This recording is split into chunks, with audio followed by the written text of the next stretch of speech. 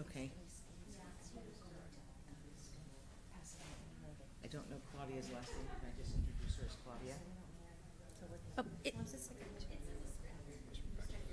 says, mine has, it says blank and Claudia's blank. last name is Lindgren. Oh, it's okay. Sorry, I mean, exactly, that's what he was skipping.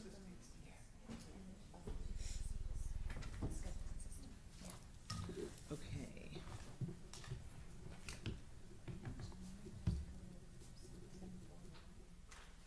Okay.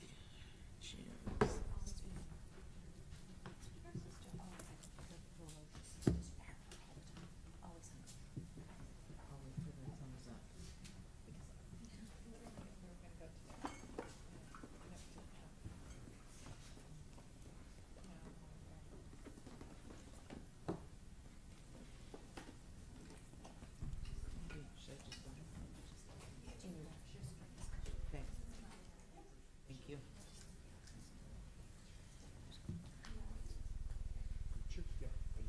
We'll start in just one moment. We're waiting for the translation persons to log on. Both of them there? Okay, great. Thank you so much. Okay, let me just refresh here. Okay.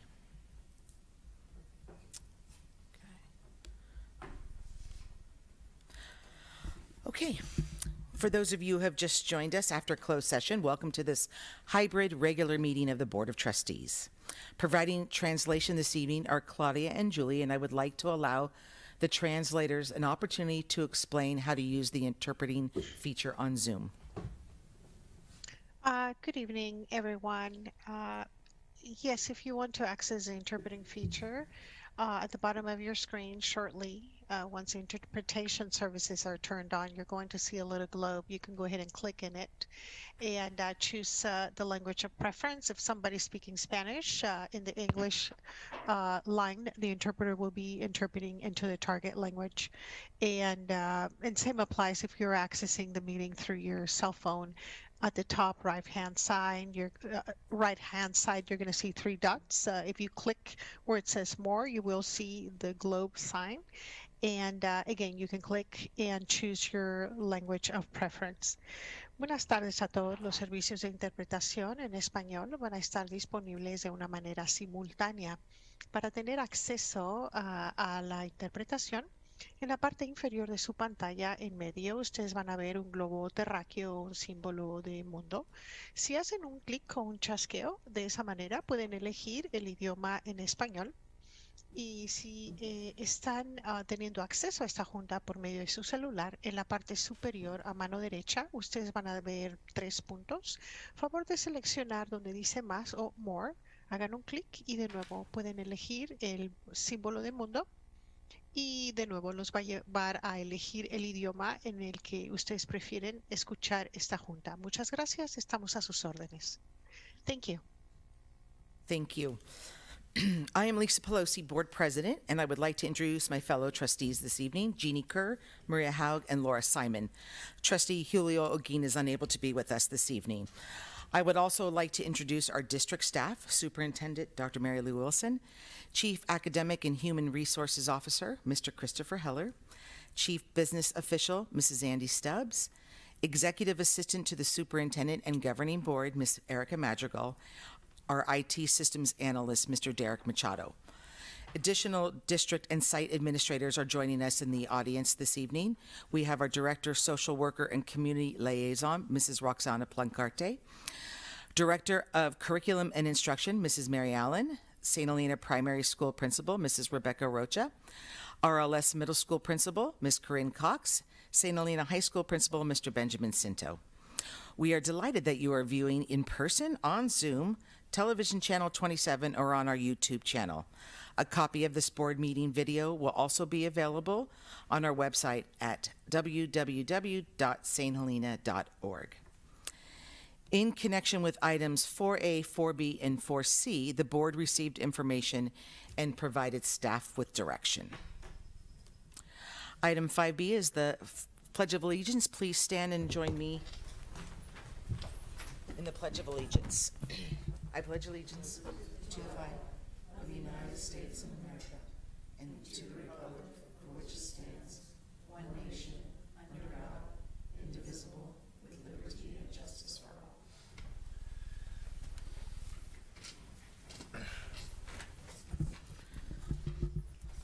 Okay, item 6A is public comment. This is a time for public comments for items not on tonight's agenda. Trustees, you all see that we had the one written public comment. Okay. Is there anybody present who wishes to publicly comment on items not on the meeting agenda tonight?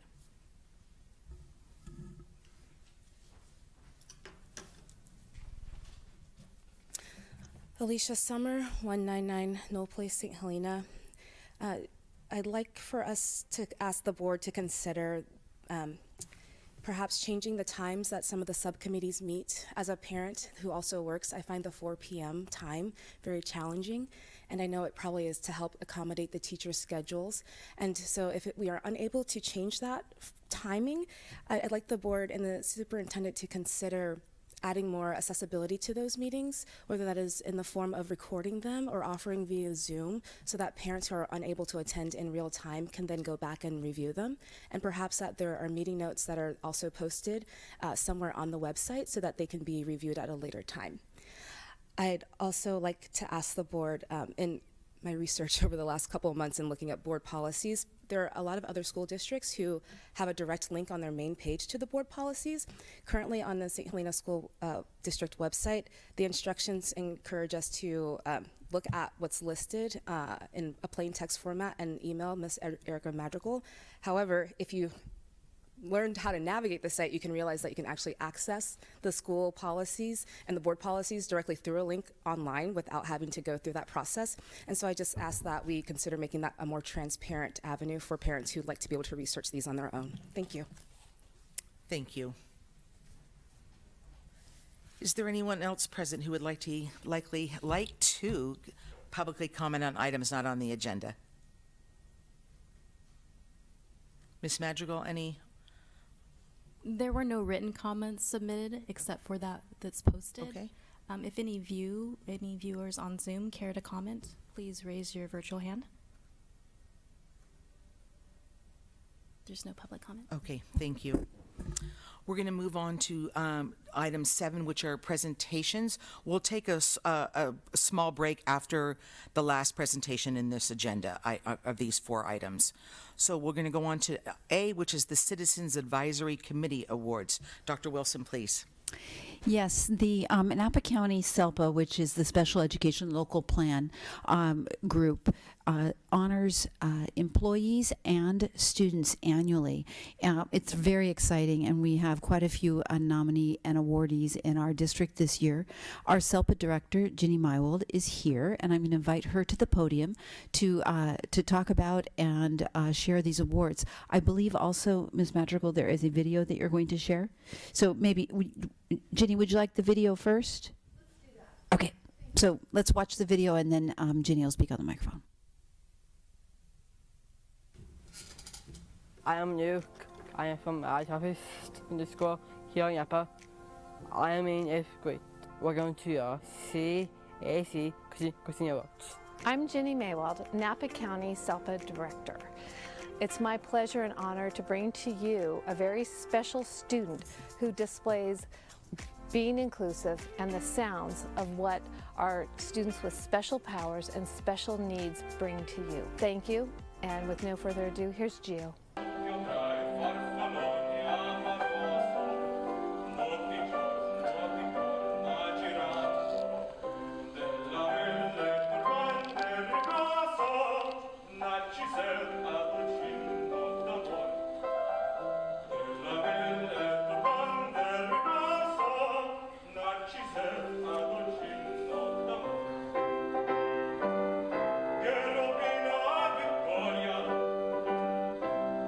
Alla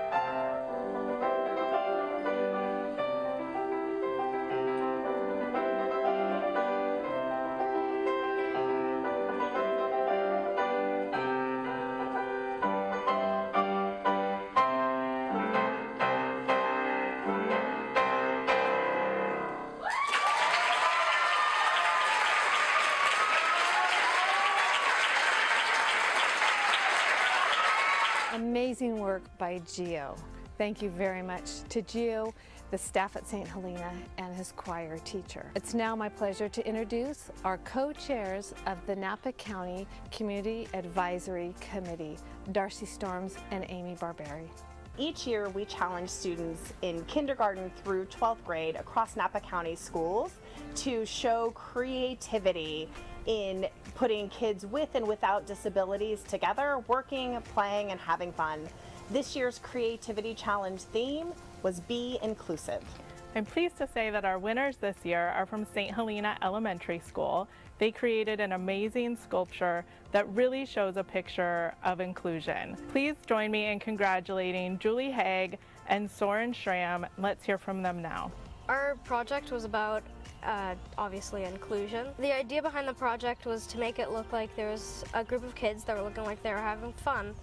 And it was supposed to look like to them it didn't matter if one of them wasn't the same as the rest. The way we created this piece was we took some mat board and we drew silhouettes of multiple children and cut them out and put them on stands. Inclusion is important because nobody wants to feel left out. Inclusion is so important in schools is because, just like you said, no one wants to feel left out, and if they do have a learning disability or they're vision impaired or they're in a wheelchair, that doesn't mean they should be left out because that's extremely unfair. I would like to thank the Napa County Office of Education for the award that I've been given. Wow, that was amazing artwork and a great story. Next, we get to introduce our Inclusion Award winners. These are staff and students who have gone above and beyond, bringing to life what really meaningful inclusion looks like on our campuses. First, we want to recognize our staff winner for this year. He is from St. Helena and his name is Dave Pulse. Dave recently earned his MA and Adaptive PE credential through Humboldt State. Dave's value and facilitation of inclusion runs throughout his physical education program.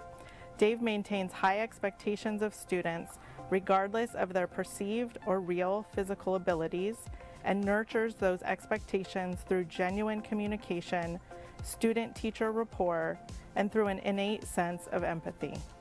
Thank you, Dave, for all of the work you've done for students on behalf of everyone at Napa County SELPA and the Napa County CAC and all of our students. Next, we get to introduce you to the Redwood Middle School Leadership Class, who are our award winners for Inclusion Awards amongst students. This year, they went above and beyond, creating an entire week celebrating autism awareness throughout the entire school. Let's look at what they did. We try to build the community here at Redwood and include all students, so include all the SPED students as well, and we want the SPED students to make sure that they know that they're a part of our Redwood community also. Autism Awareness Week is where we make posters and recognize people who have autism. Each day had a specific theme or color associated with it to represent a specific part of the spectrum. The goal of doing that was to just show that we're here for them, like no matter what, and they're here to support them, and just show that we're all human beings together. I mean, we should all just be able to include people and know that, all of us make an important and a very big impact in a community, and we all have things to bring to the table. When I saw other people enjoying the Spirit Week and acknowledging it, it just made me feel really happy to know that some people really knew about this. In order to have our community be a whole, we have to be inclusive. I'd like to thank the NCOE for giving us this award because I've had a lot of fun helping to get this. Congratulations to all of our Inclusion Award winners. We want to thank you for all the efforts you've put in to make our Napa County schools more inclusive. Whether that is a template that could be brought to other schools for how to do a Disability Awareness Week as part of your school, or how a teacher could bring to life a more inclusive environment on campus, we think these are excellent templates that could be used throughout Napa County schools. We challenge every school in every district within Napa County to think about how they can provide meaningful inclusion and be inclusive. Hi, I'm Luke Storms. The Inclusion Awards are brought to you by Napa County SELPA, Napa County CAC, and viewers like you. Thank you.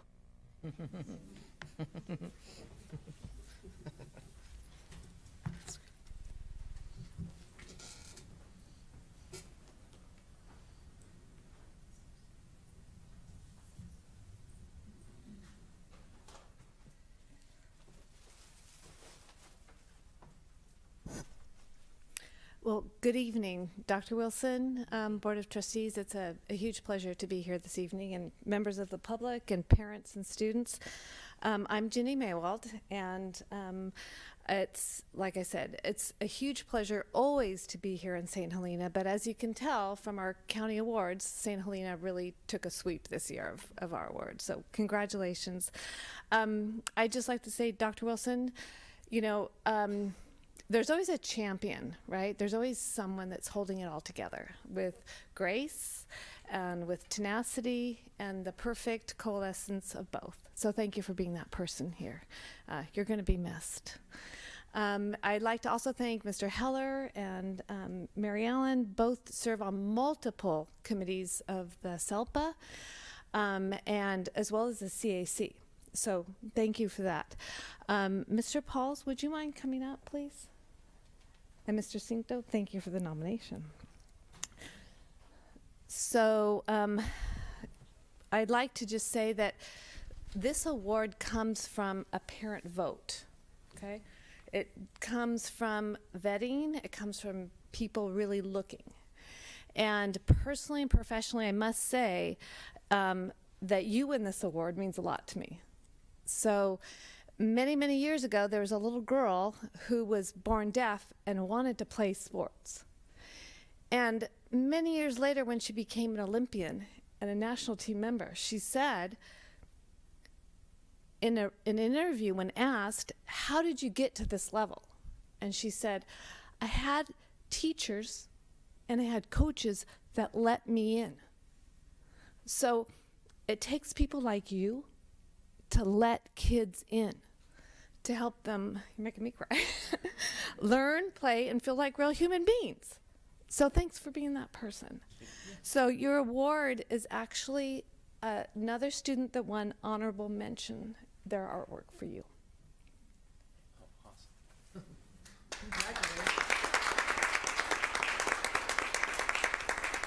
So once again, our Napa County Teacher Award winner. Congratulations, Mr. Pauls. Thank you. I just want to thank you, thank Ben Cinto, principal at the high school, and Corinne Cox, principal at Robert Louis Stevenson, for supporting me. About 6 years ago, when I was going through the adaptive PE program through Humboldt State, I went to them and asked if we could start an adaptive PE class at the high school, and they were both willing to allow me to do that. It wasn't a class, it was like kind of like access period, yeah. And it kind of started with that, and that started the ball rolling, and it's continued on. And so I'm grateful for their support and their recognition of the importance of all students being able to participate in physical education. Also, this year, as part of our track and field team, we had 2 athletes, one with a disability, Stephen Lehman, and one general ed student, Weston Grantham, were coached by Tony Montelli on our track team, and they competed in the unified division. They made it all the way to the NorCal Meet of Champions, which was quite a impressive feat. So it's more than just adaptive PE, it's also inclusive in athletics as well.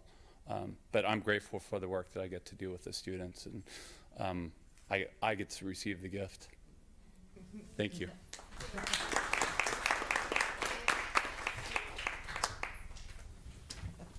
Oh, yeah.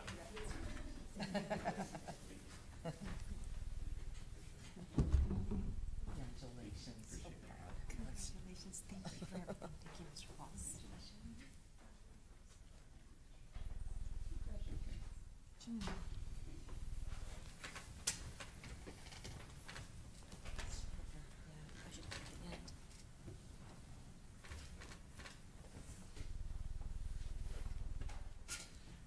And thank you again. We have, as you saw, some amazing students, many, many amazing students here, but there are 3 in particular that we wanted to recognize. And one is Gio. Gio was our operatic singer who was amazing. I'm not sure, is Gio or his parents, anybody in the audience? Anyway, an amazing talent, as you saw from that solo. So a student, that's called superpowers, right? Not special needs, superpowers. So let's hear it for Gio.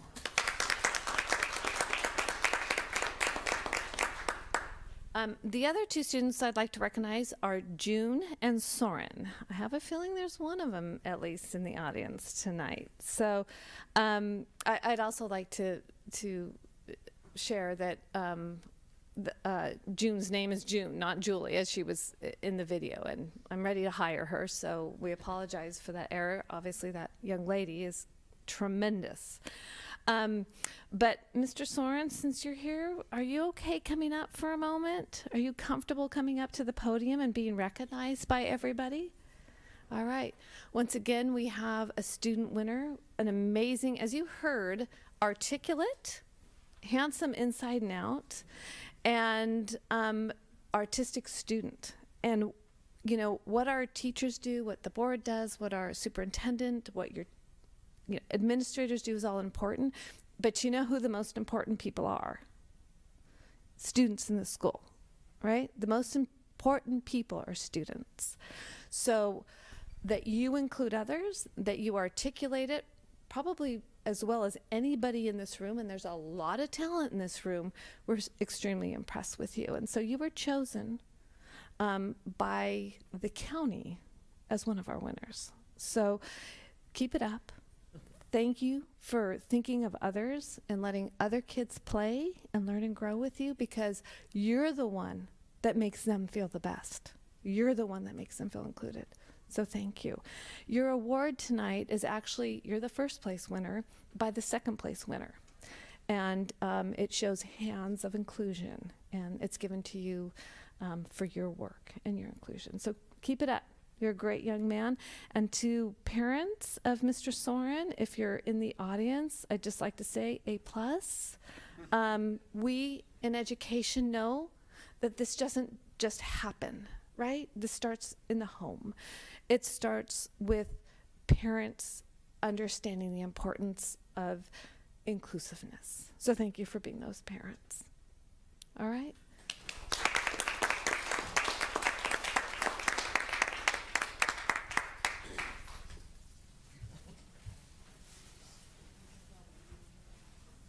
There you go. Congratulations. Sorry. Go on, you know, awesome.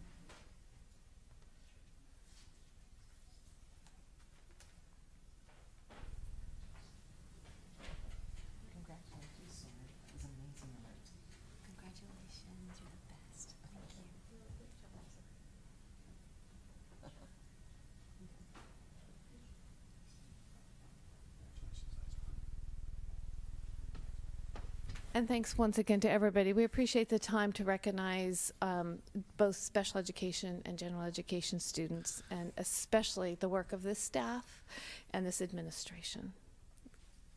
Thank you so much. That was amazing. Would love to be able to just stop the meeting right there. But congratulations again to everybody. Okay, we're going to move on to item 7B, recognition of retirees for the 21-22 school year. Mr. Heller, please. Good evening. Last Friday night, we had an opportunity to celebrate our seniors and send them out into the community as productive members of our society. And tonight, we get to conduct a ceremony for 3 of our certificated members to thank them for their service in the educational system for their number of years, and to send them out into society as productive members, hopefully. So we have administrators here tonight to speak to each of the people to celebrate their career, and we'll start with Corinne to come up and speak to Sherry Kelly.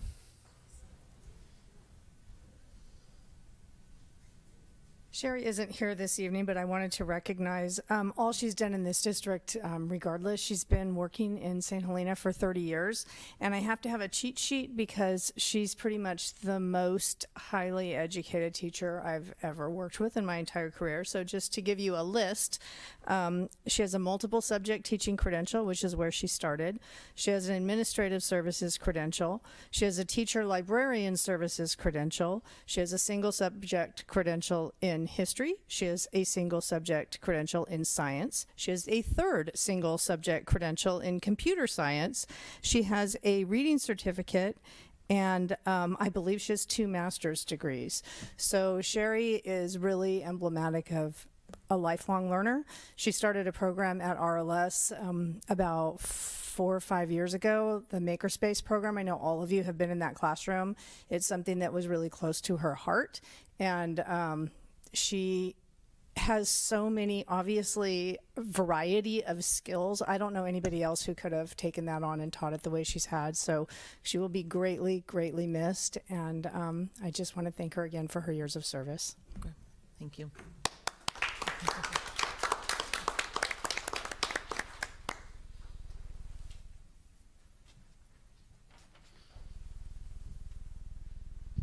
Well, I get Peter. Peter McCauley.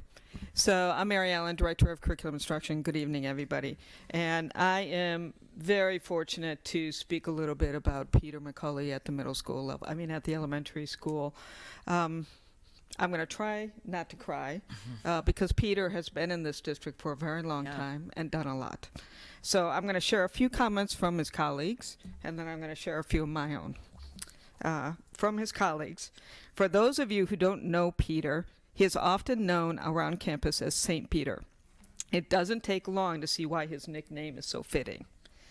He goes on and above for his students, family, and colleagues. You can always count on Peter. If you need a helping hand, thus his nickname, St. Peter. However, I will remember most about St. Peter is his love for life. It's infectious. He was never afraid to be silly, and certainly he had the best costumes for Spirit Day and for Halloween, hands down. So it'll be up to the St. Helena Elementary staff to keep his legacy alive, remembering that the impossible is possible and to have fun. Another colleague, Peter is extraordinary. He is the most kind, outgoing, helpful person I have ever known. His enthusiasm for teaching is evident every single day, and he is adored by his students, staff, and families. Peter shares his passion for music and gardening, making our school an inspirational place to work, learn, and grow. Although his position will be filled, Peter can never be replaced. Closing with my comments, some silly, some not.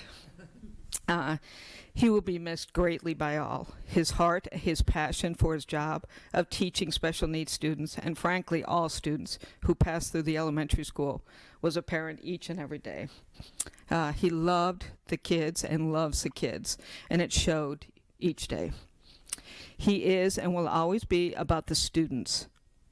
I used to chuckle to myself often when I was principal at RLS because Peter would call or stop or write and tell me what his students needed before they got to RLS. He would make sure I knew so that they would not get lost in the transition to middle school. It was not just telling me once, he repeated himself multiple times so he knew that I knew what they needed. Seriously, I could always count on Peter to go on and above whenever I needed something related to special education, and he would do it with a smile. He is the most sincere, calm, and gentle man I know who truly has his heart in the right place. He was meant to be a teacher, and he was and is one of the great ones. He will be missed greatly, and I know he has touched us in our hearts for the better. I wish you the best, Peter, for your next chapter in your life. Peter McCauley will be missed.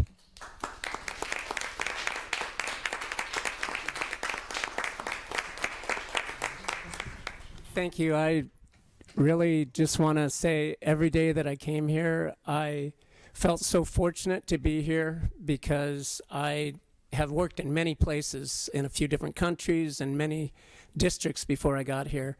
And I honestly can say our special ed children, our families, our schools have been so supported since the day I've been here, like no other place. So I'm the one that's been so fortunate to be here, and I'll be thinking about everyone here, and thank you.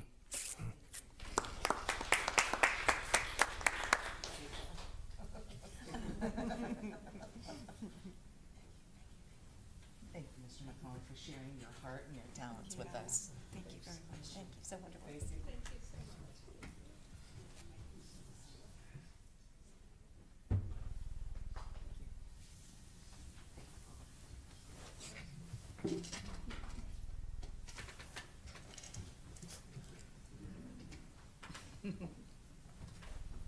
Congratulations on your retirement. Okay, now we're going to move on to Dr. Mary Lou Wilson. I'm going to allow everybody to say a few things. I know that that's not necessarily what you wanted, but that's what's going to happen. So, Trustee Simon, would you like to start us off, and then we'll just come on down? Thank you. Okay, so I wrote a few things because I'm not very good off the cuff. But Dr. Wilson, I have to say I'm always in awe of lifelong educators. Though incredibly rewarding, educators are never really off the clock. Even when you technically are off the clock, you still have your two phones with you. It can be very difficult to disconnect, always thinking about a particular student or staff member that need extra care and support. And when I say congratulations on your retirement as an educator, I truly mean congratulations with all my heart. While I've only been a board member for a short time, I wanted to thank you for the time and effort you've devoted to me becoming a board member for our district. Your guidance and knowledge has helped me tremendously in understanding my role as a trustee. I have been so fortunate to have your expertise to rely on, so I thank you.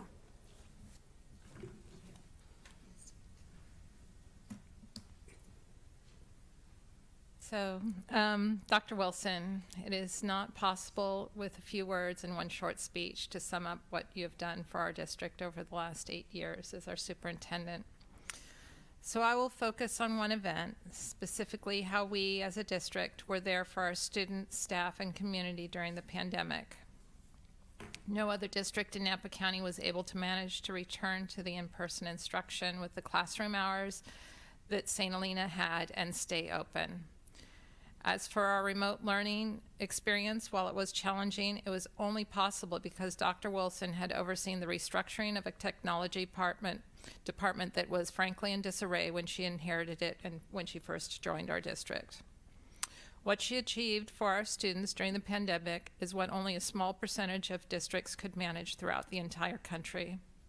We are part of less than 10% of districts nationwide that return to in-person instruction while keeping protocols in place to keep students and staff safe. It is not how someone leads when it is easy that makes a leader. It is how someone leads in a crisis. Mary Lou led our district during a crisis and showed everyone what could be done for students in our community. An extraordinary leader for an extraordinary time. For this, our whole community must be grateful. So in sum, all I can say is thank you on behalf of students, staff, and our community, and enjoy your retirement. Ditto. No, just It was going to be my line. I took it from you. Tonight we say goodbye to Dr. Wilson. I feel so happy for you as you begin a new journey in your life. I see relaxation, travel, friends, family, seaside vacations, learning new hobbies, continuing with your volunteer work, mentoring, checking off items from your bucket list, and most importantly, carrying only one cell phone. I knew you would like that. You began your tenure in 2014 with the normal items, getting to know the board members, employees, students, families, and the community. You advised us that you will always put students first, and you were always steadfast in that priority. Our district was midway in the $16 million bond projects that we knew would keep you and the district administrative team busy. Who would have known what else was going to happen? There were floods, fires, and worldwide pandemic. So many things unknown during those times, so many uncertainties for our families and our community. You stayed the course. You kept our school community informed, and you and your entire team of administrators and teachers and classified staff got our students back into the classroom safely, each one safely after each one of the life-changing events. And you kept the course of always putting students' needs first. I am so thankful to you and your team for always looking outside the box and implementing programs that are focused on students and are sustainable. Thank you for your tireless work through the years. We have accomplished a lot, and I believe that our district is positioned in a better place now than before your tenure. I've learned so much from you professionally, and I'm so appreciative of your leadership. You have such passion for students. Every child, every day is not something you just said, you lived it. I have always appreciated your honesty, dedication, and commitment to be the best that you can be and help and make our district be the best it can be. Thank you. Happy retirement and congratulations on your amazing education career and a well-deserved retirement. I wish you the very best on the new chapter ahead of you. So nice. Trustee Olguin has sent something in that he would like me to read, and then I will share some thoughts. Good evening, everyone. It is an honor and privilege for me to be delivering this speech. Today, we are all here to bid a bittersweet goodbye to Dr. Mary Lou Wilson, our amazing superintendent who is retiring after 8 years of leadership at St. Helena Unified School District and over 36 years in education. Her dedication and commitment to our community, staff, families, and children over her tenure is something to be celebrated. She has worked tirelessly to make our district a better place and has done an incredible job building an amazing team of dedicated individuals who are committed to support our students' learning and personal growth, every child, every day. I truly admire her passion and drive to do what is right, even if that means making a difficult decision. I first met Mary Lou when she joined the St. Helena Preschool for All board in her first year as superintendent when I became the executive director. One of the things that I most appreciated about her during her time on our board was her commitment to supporting the needs of our families. As a director of Preschool for All, she played an important role in my growth as the director and leader that I have become. I thank you for being a great mentor. She embraced our program and is one of the main reasons we have such a strong partnership with the district today. I also wanted to share the story of how I became a school board trustee. You wouldn't believe me if I told you that both Erica and Mary Lou tricked me into joining. Haha. They said, "It's only one meeting and a few hours a month. You will do great." It was after I was sworn in that all the emails and time commitments began to hit my inbox. Soon after, I had the opportunity to do my CSBA new board member orientation with Mary Lou in Anaheim. Here is where I began to panic after learning about all the roles and responsibilities of a trustee and hearing all the other stories about our districts and board members who didn't get along with each other or their superintendent. I knew that that would not be us. Fast forward 5 years later, and I can say with certainty that it was the best decision I made. Thank you, Mary Lou. In this role, it has also given me a deeper appreciation of all the energy, dedication, and love that you have poured into our district. You have been an incredible leader and that steady hand that we needed in times of challenge. I am grateful and honored to have been part of your superintendency.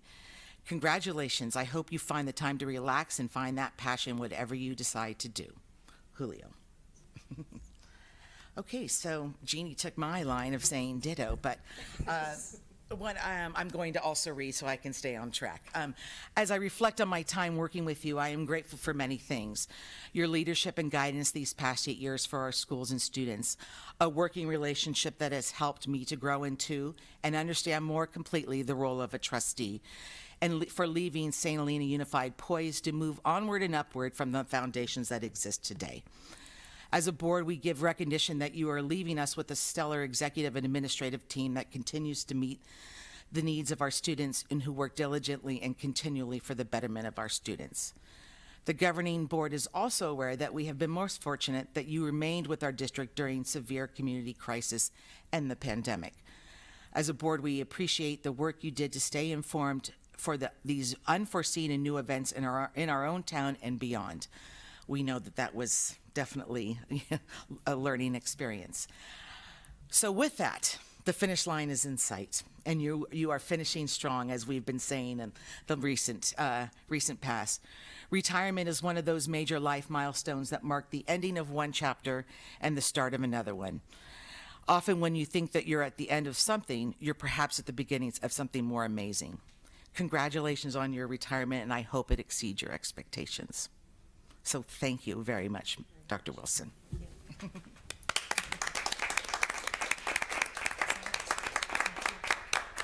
I would like you to come, yes. You get to be recognized as well. You can say a couple words, too. Of course I'll say a few words. I started my tenure with you at this podium, so it would be good for me to end my tenure with you. Yes, I think it was in May of 2014 where I came, and I was appointed and then officially contracted in June for the 2014-15 school year. And I chose St. Helena as a place that I wanted to be superintendent because I wanted to know students, teachers, parents, and the board by name. I came from a very large district where I did not know any students, and I have enjoyed the last 8 years knowing that with a few quick steps I can be at the high school, I can step into leadership and learn from those students, I can step into any classroom on any of our campuses quickly because we are so close, and learn and watch and observe our amazing team of teachers and classified staff and students who care so deeply about their learning. It has been an interesting challenge, and I am teased by staff that I brought all of those emergencies to you because you never had any of them before I got here. So the good news is that they'll all be gone on July 1st when I leave. You know, it's because of the team in this district that we've been able to do amazing things. All of the people standing next to me on each side of my shoulders, executive cabinet, the management team, all of our teachers, all of our classified employees, and you as a governing board. You trusted me and you supported me in my work. You allowed me to do what I needed to do, which was to put students first every day. It has been such a pleasure and such a joy, and I am thrilled to leave you in my retirement in a place where I think we are better than we were in 2014 and poised to move forward, moving into and continuing every child, every day.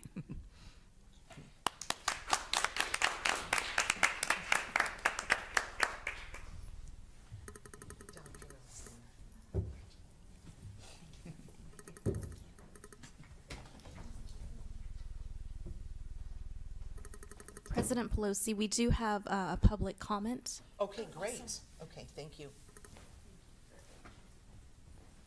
We'll let her make the rounds and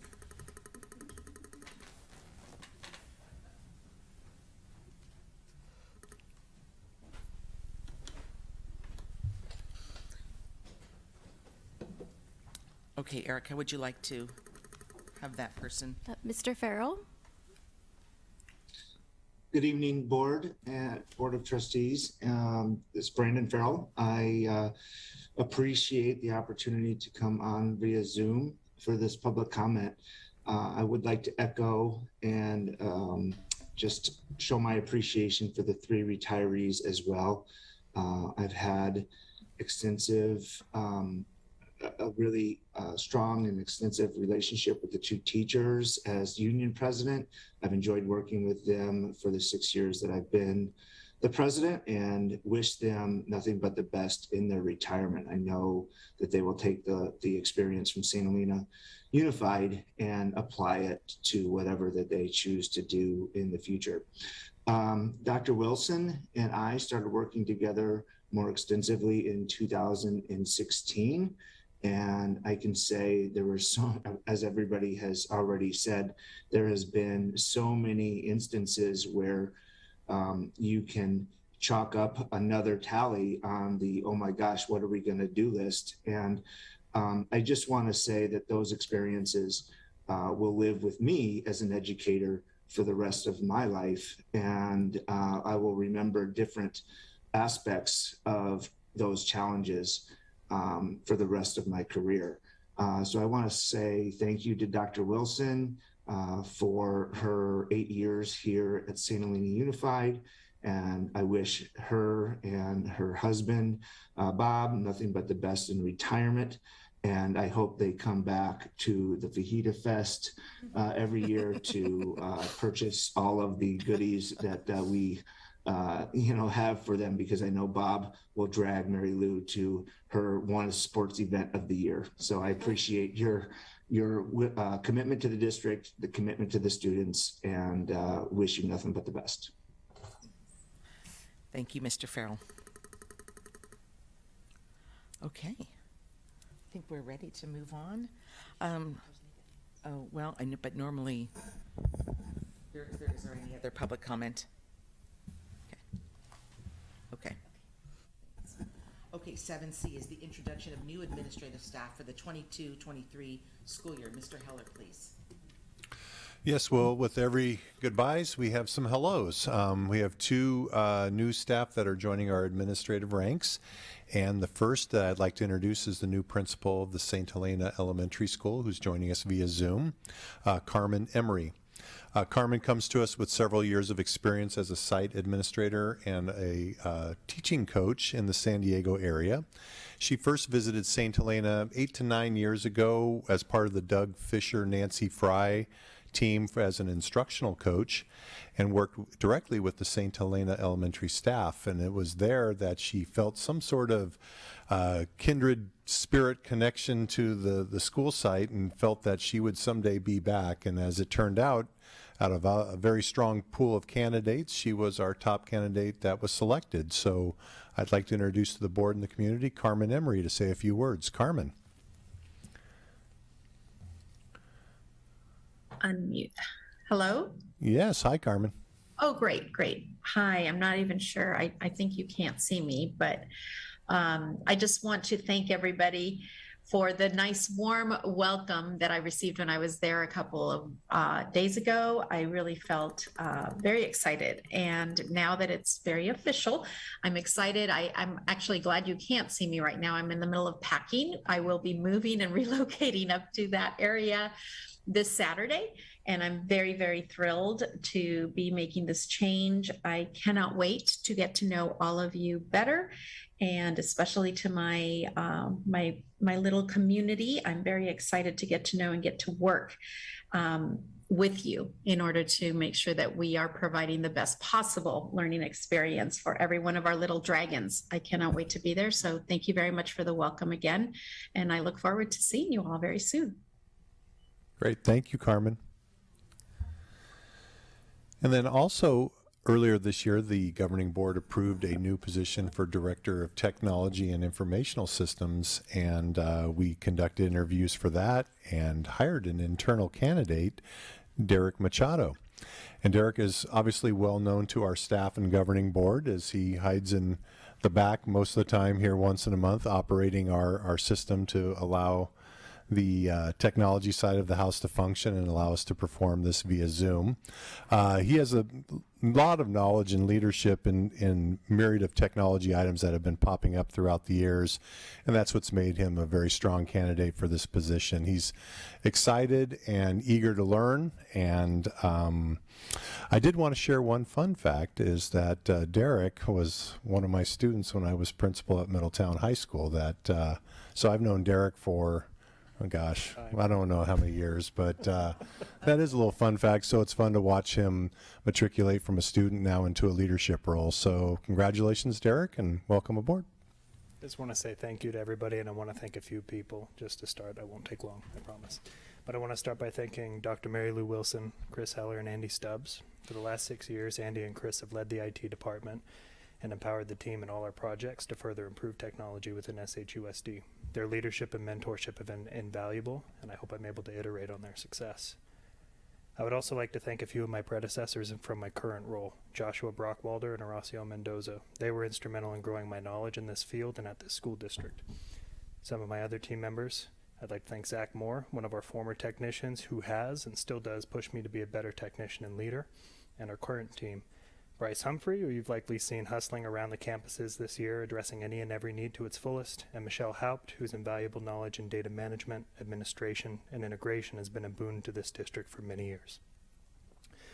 Finally, I'd like to thank this board, our St. Helena families, and of course our students. When this position was announced, I knew I wanted to apply for it, but whether I attained it or not, I remained excited at the prospect of having a director of technology.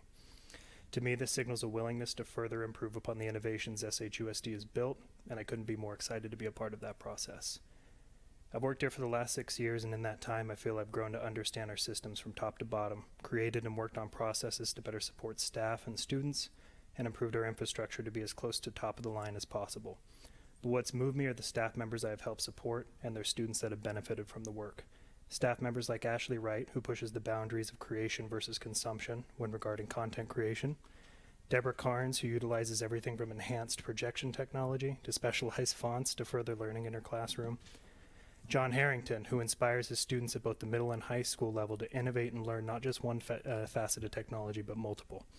Even our own intern, whose path changed by having worked with us, he'll be studying in a computer science field when he starts attendance at UC Santa Cruz this fall. These are only a few examples that continue to motivate me to ensure we continue to build upon the already solid foundation of educational technology in our district. I thank you for this opportunity, and I look forward to seeing what we will build together. Great.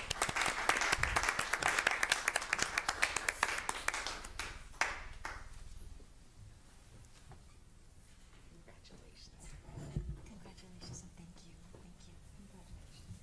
Congratulations.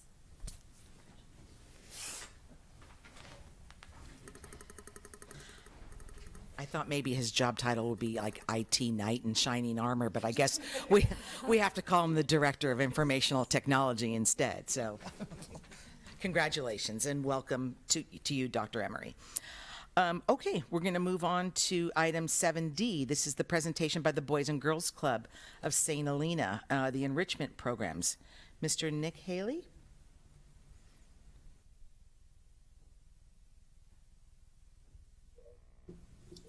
Hey, everyone. Thank you for allowing me to join by Zoom. It's serendipitous timing. I have two sick little ones right now in the other room, so it works out this way that I'm at home. And just real quick before I get started in this, my 2 cents, Dr. Wilson, we are extremely appreciative of our time together and our partnership. And from a Boys and Girls Club perspective, at my time at other Boys and Girls Clubs and my knowledge of Boys and Girls Clubs in school districts, the relationships are not always as seamless as it's been since I've joined here about 5 years ago. And that includes through fires, COVID, doing anything that's right for kids. It's been a pleasure. And we're all thankful for our time together. And thank you very much. So when we were approached to take over this enrichment program, we were really excited. This is what we do. This is in our wheelhouse. We wanted to try out a few new things. And if you scroll down just a tad bit, I can go over we treated the first 2 sessions as a pilot. We wanted to see what would work. We have a lot of staff with varying levels of expertise that we could plug into these programs, but we also wanted to branch out a little bit and see what we could bring in from the outside to make these programs special. And most of you know there's about 200 kids a day in the Boys and Girls Club, so the chance to offer specialized programs for small groups is one that we welcome and that we appreciate. So some of the instructors we brought in, Art and Soul, creative and performing arts, they're out of Santa Rosa. They have music teachers, dance, clay, art, etc. We brought them in because they offer a wide range of teachers. So they led ukulele, hip hop, dance, a separate clay class, and we're going to bring them back again to do a few new music classes next school year. We brought Carrie Martin, who was our art director for 8 years. That she's one of the more popular staff we've ever had, and she's an amazing artist and does a great job with kids.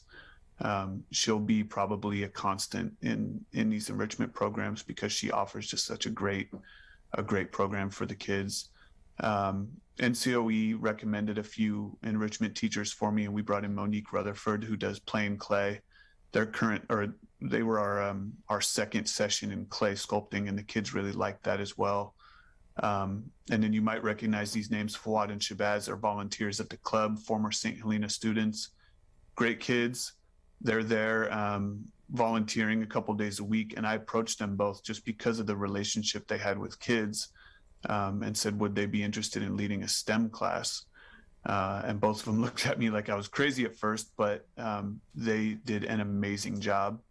And I think that switching up some of these enrichment teachers to include local kids who grew up here, who have something to offer and who can resonate with our kids is important. And we want to keep doing that. We hope that we can find more young kids who might not necessarily want to work with youth in their career, which neither one of these guys is going to do, but give them a chance to give back and give the kids somebody to look up to is important. And we also use our BGC staff because they do a great job. So the best way to find out how these classes went is ask the kids. So we made a really simple survey with some comments that they could fill in. Some of them had their parents help. We had 122 kids fill out a survey. That is not the total number of kids that participated, and I don't have that number. It's probably around 145 to 150. Some days we would just let kids go in. We did do signups through the school district and through our website, but once in a while we just had those straggler kids who said, we really want to go into STEM, and we would let them go in. But we had 122 total participants, and 86% said they loved it. I think I had 12, I'm trying to remember the number off the top of my head because it's percentages, but such a low number of kids who just did not enjoy.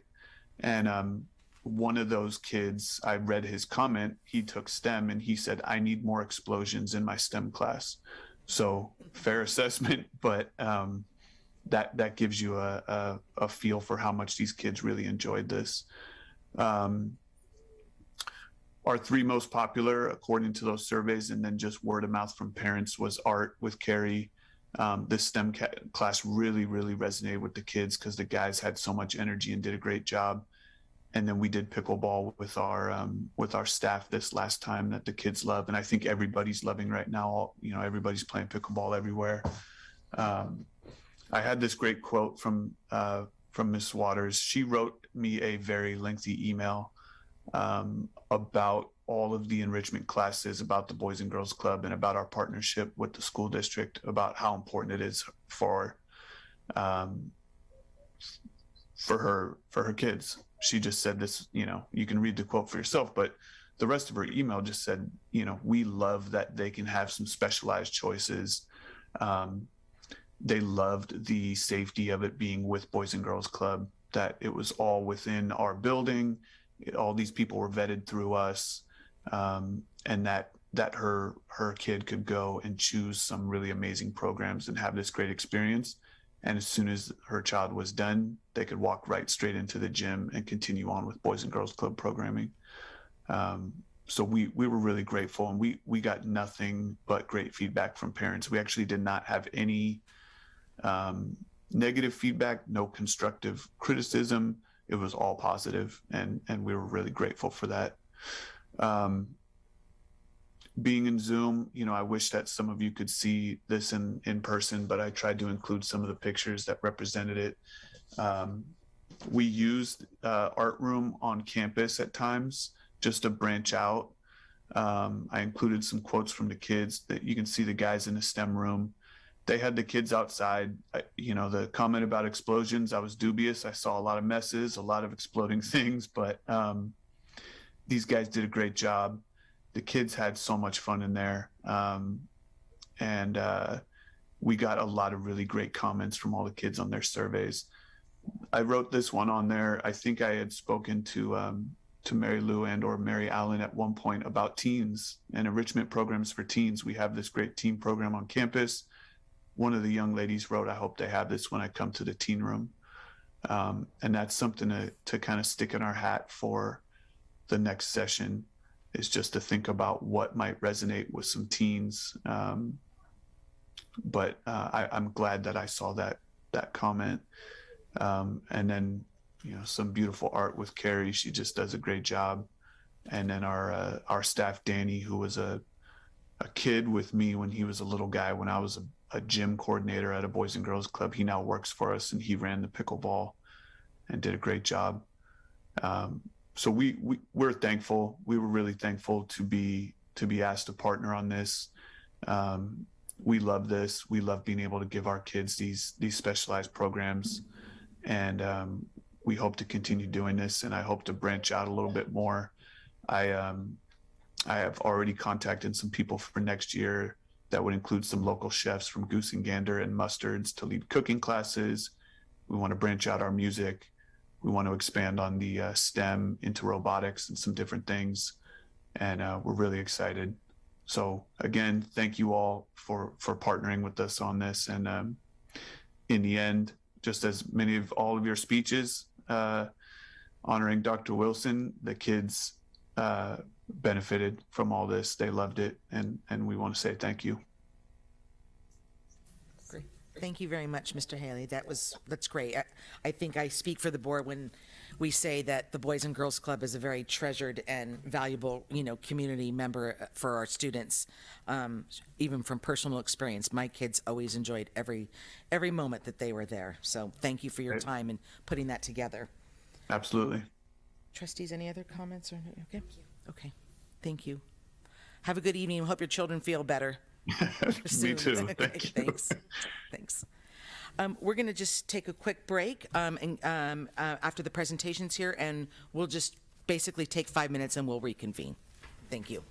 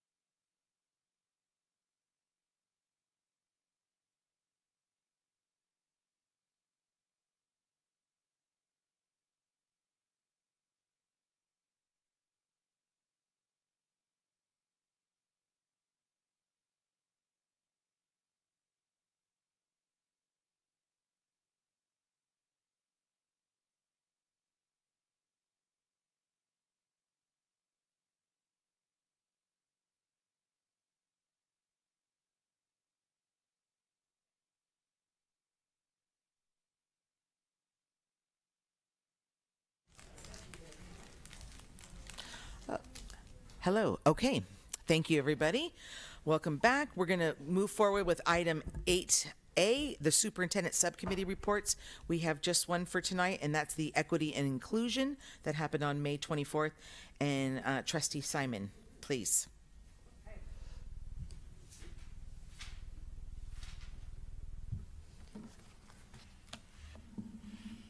Okay, so the big takeaway from the Equity and Inclusion Committee was presented. The committee was presented with a presentation on a focus on equity, which focused on the work at every school site. So we reviewed 3 things: student outcomes, which were academics and professional development; conditions of learning, which are social, emotional, behavioral, and the resources; and engagement, which includes school climate and cultural activities and events. We reviewed what the district was doing in these areas in 2021, and then we reviewed them again up to September of 2021, and then up to May of 2022. So we were given many examples of growth and equity over those 3 time periods, and just for some examples of the most recent update for growth and equity at the primary school, they now have a disabilities awareness assembly. At the elementary school, they now have in place a structured practice area protocol developed and put into practice when needed to support restorative work after qualifying behavioral transgressions. At the RLS, they've hired the Washington Consulting Group from Baltimore to have diversity workshops for staff, students, and parents. And at the high school, classroom follow-up on SEL survey and race and social justice. And there was something else that came out of the high school that I wanted to share with you, that also during the student congress, Mr. Cinto and his team collected collected student opinions and comments and worked from that data and returned to students with actions to show that the student voices are important. And then when students speak up, change can come from that. So it was really wonderful for him to share that and to understand that the kids are really an active part of the process and how strong their voices can be. And I know later in the board meeting, you're going to have access to this wonderful focus on equity, and you probably have already seen it, where it really clearly outlines what's been happening over the last 2 years. So I really value this this document, and I do recommend that our stakeholders do take a look at it when they have some time. And thank you. Okay, thank you so much. Okay, items 8B and C are respectively reports from the SHTA and the CSEA, and there are no reports this month. Items D, E, and F are the principal reports, which are written reports. And as always, thank you very much, principals, for all that additional information based on our LCAP goals. So those are very valuable and informative. And as always, we encourage people to read those. We're going to move on to the consent agenda, item 9s A through, and with the exception of the one we pulled at the beginning. So let me move up my cursor here. One moment, please. Okay. The consent agenda contains routine items judged as appropriate to be acted upon in one motion. If a board member requests that an item be removed from the consent agenda, the item will be considered under discussion/action items. Is there anyone present who wishes to comment on this agenda item? Ms. Madrigal, any online? There's no public comment. Okay. And there were no written public comments either. Okay, thank you. Trustees, any questions about this agenda item? No. Okay. No questions. Okay. Is there a motion to approve the consent agenda as amended and presented? I make a motion to approve the amended consent agenda. Okay. Is there a second? I'll second. As most are in favor of the motion, Dr. Wilson will conduct a roll call vote. Trustee Simon. Aye. Trustee Haug. Aye. Trustee Kerr. Aye. President Pelosi. Aye. Motion carries. Okay.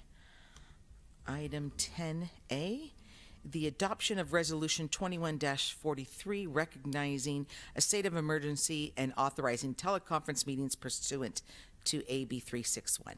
Dr. Wilson, please. Yes, with the uncertainty of the new school year and expectations with regards to meetings and availability, we do recommend that you continue to approve this emergency resolution as written at this time. Great. Thank you. Is there anyone who wishes to publicly comment on this agenda item? Ms. Madrigal, any written or Zoom public comment? No public comment. Okay. Is there a motion to approve the adoption of Resolution 21-43 as presented? I'll make that motion. Is there a second?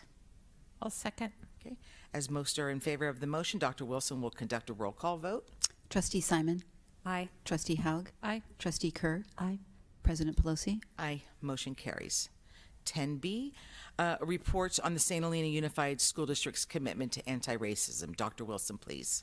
Yes, on April 15th, 2021, we passed a resolution on anti-racism, and the whole notion behind anti-racism is that idea and belief that our governing board and this community holds near and dear, that all students are equipped to be in school, feel safe, know that it's a welcoming environment, and that every student every day gets what they need.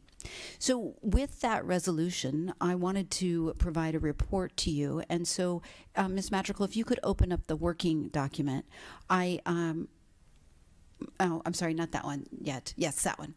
So I broke apart the resolution and I asked our administrators to share a few of the strategies, activities, curriculum that they have either been using in their schools or added into their schools in the recent years. This is not an exhaustive list, it's an example. And what I'm pleased to share with you is that while it's not exhaustive, there are lots of things happening on our school campuses, as Trustee Simon mentioned earlier, to remove barriers and to ensure that all students feel safe and welcomed in our schools. And so there are a number of examples that you can read to see how we are working to ensure that our schools are open to all students. And then Trustee Simon mentioned the focus on equity. You have seen this document before. I wanted to share it with you one more time this year. It does look different.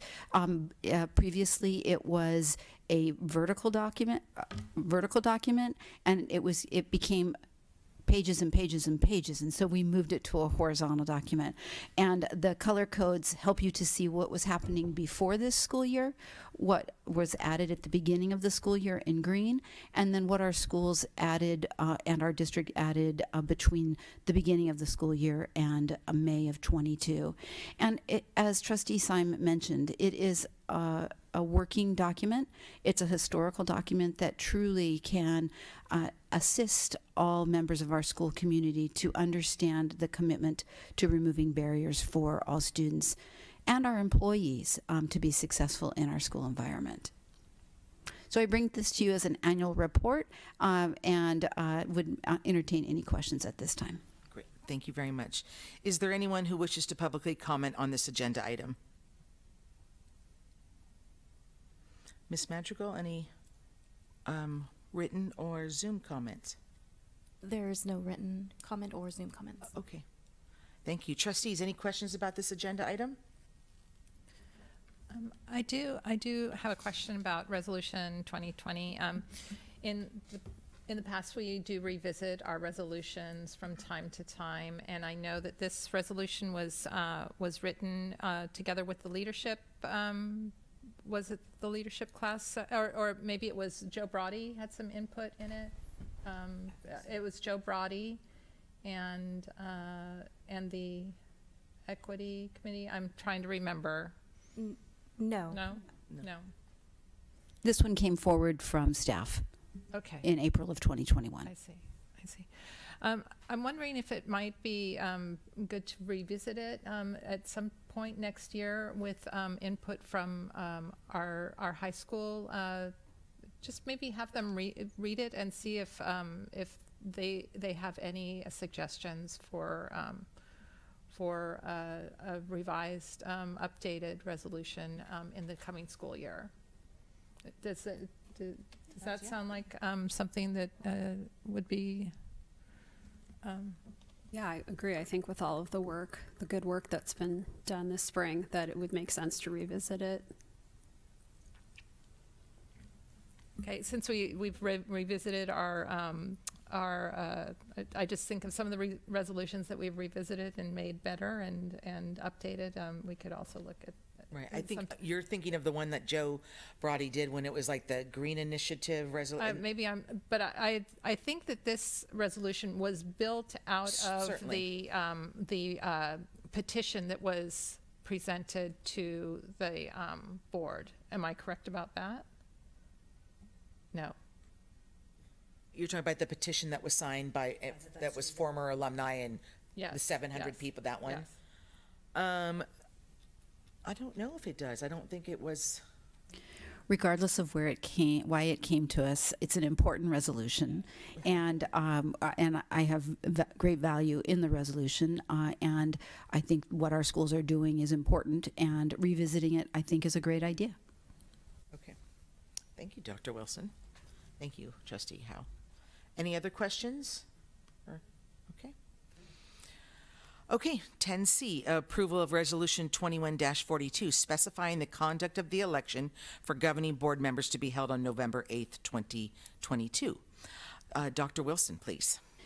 Yes, President Pelosi, I'm actually thinking you may want to go ahead and have somebody read this resolution because it is important to the governing board. We do have the potential of 4 seats available open for the November election, and given so, I do think that the understanding of the process and that it is a part of the election process would be of value. Certainly. Would anybody like to volunteer to read it? Otherwise, I'm happy to read it. Okay, I'm happy to do that. Okay, Thank go you. right ahead. Thank you. This is Resolution 21-42, specifying the conduct of the election for governing board members to be held on November 8th, 2022.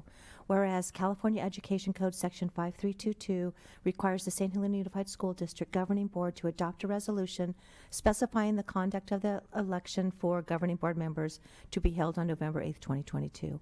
And whereas Education Code 5000 is the authority for conducting such election, and whereas Education Code 5016 requires the governing board to determine which procedure is to be used for determining the winner of in case of a tie vote, and whereas Election Code 13307E requires the governing body to specify whether the district or the candidate shall pay for the candidate statement authorized by Election Code 13307A.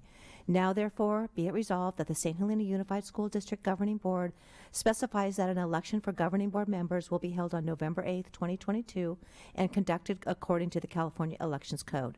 Be it further resolved that the purpose of the election is to select 4 members of the Board of Trustees of the St. Helena Unified School District. The name of the current incumbent and then the term of the office is to be filled is as follows. Maria Haug, 4 years, it's 2022 to 2026. Lisa Pelosi, 4 years. Julio Holguin, 4 years, 2022 to 2026. And Laura Simon, 2 years, 2022 to 2024. Be it further resolved that pursuant to Education Code Section 5016, in the case of a tie vote, the winner will be decided by lot. Be it further resolved that pursuant to Election Code Section 13307E, the cost of the candidate statements will be covered by the district. The foregoing resolution was duly and regularly adopted by the governing board of the St. Helena Unified School District at a regular meeting held on June 16th, June 2022. Thank you very much. Of course. Is there anyone who wishes to publicly comment on this agenda item? There's no public comment. Okay, thank you. Trustees, any comments or questions about this agenda item? The only comment I have is just that as far as the determining the winner in the case of a tie vote was always done by lot, and then also we've always had the school district pay for the candidate statements. That's always that's always been the case the last 10 years that I've been here. Okay. I would just like to make a comment that I will not be running for a position as board member in this upcoming election.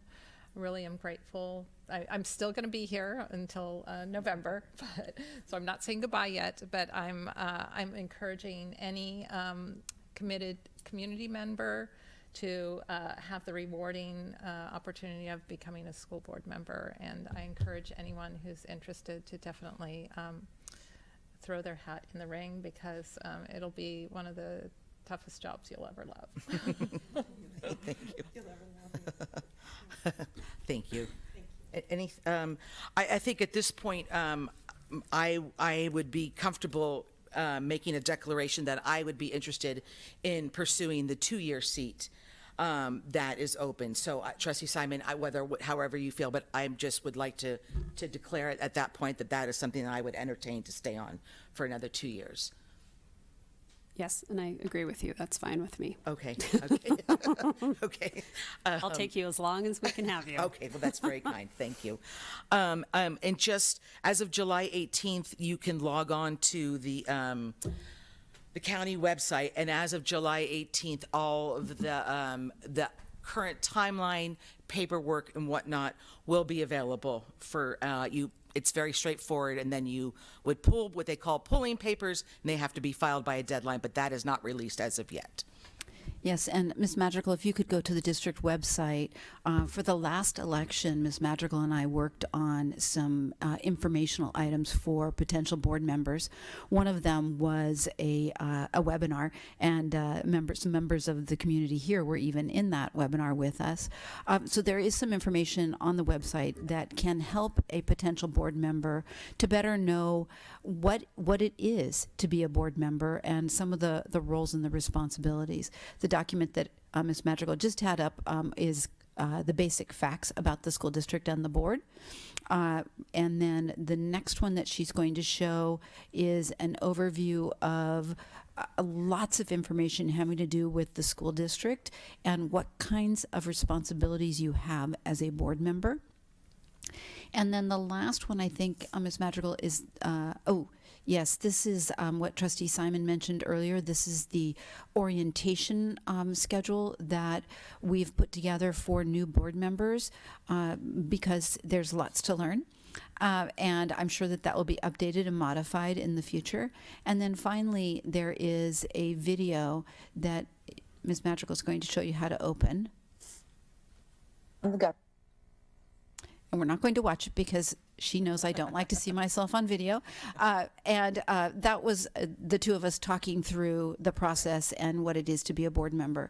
And so if anyone has any questions prior to my departure, the last day of June, I'm happy to answer any questions of a potential board member. I do encourage the community to participate. Thank you so much. Okay, is there a motion to approve the adoption of Resolution 21-42 as presented? I'll make that motion. Is there a second? I'll second. As most are in favor of the motion, Dr. Wilson will conduct a roll call vote. Trustee Simon? Aye. Trustee Haug? Aye. Trustee Kerr? Aye. President Pelosi? Aye. Motion carries. Item 10D is the information on district of choice and out-of-district enrollment. Dr. Wilson, please. Yes, a very brief report for you this evening. At the last board meeting, staff was directed to schedule a study session or a special meeting during the month of July or early August. We are still working on getting that scheduled for you. As soon as it is scheduled, it'll be posted on the district website. And in addition to that, there will be a message posted on the district website that indicates that there it is. Miss Madrigal is wonderful. So there is a message on the website that indicates that due to the sunset of the District of Choice program, we are not taking applications at this time, and that there will be an update after November 1st, 2022. So at this time, you're a bit in a holding pattern. I am not able to share the date of the meeting. It is coming in late July, early August. Thank you. Is there anyone who wishes to publicly comment on this agenda item? There's no public comment. Thank you. Trustees, any questions about this agenda item? No, thank you. To reiterate as well what you just said, that because the program is sunsetting at the state level, we feel it's important to not take any applications because we don't know what the future of that program looks like. Correct. Okay, At this time, it is scheduled to sunset and or come to an end in the 23-24 school year. If you were to take applications in September, as we typically do, that would be for the 23-24 school year. Right. So it would be potentially giving a false hope to collect those applications and then let them know the program has ended. Instead, in the event that the program is extended by the state and you as a board decide to continue to participate, then staff will open a new and separate application window following the November 1st, 2022 notification. Okay. Thank you, Dr. Wilson. I just really feel like that's important information to really make clear. So thank you very much. Okay, item 10E. This is information discussion and potential approval of board policy 5145.9, hate motivated behavior. Dr. Wilson, again, please. Yes, so earlier in the school year, the board directed staff to take a look at the hate motivated board policy and bring it forward for discussion and review. In April, at the board meeting, an updated hate-motivated behavior board policy was shared with the governing board.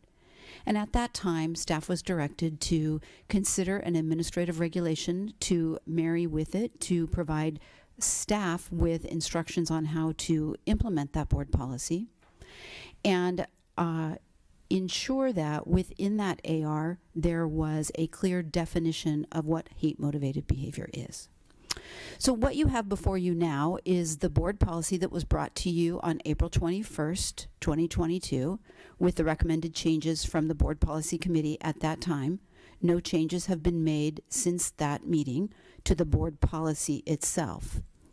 In addition, you'll find an administrative regulation that I worked with our principals and Mr. Heller and Ms. Allen. We worked through every line of that administrative regulation to ensure that it made sense. It worked with our schools and our students and our administrators, and that it guided their investigation in the occurrence or potential occurrence of any hate-motivated behavior. We then also created a draft investigation form, which I believe I shared with you at the last meeting. It's still in draft form. This investigation form is the method by which administrators would note what occurred with any potential or actual hate-motivated behavior and report it via this form to the Chief Academic Office, Mr. Heller's office. So that's what that form is.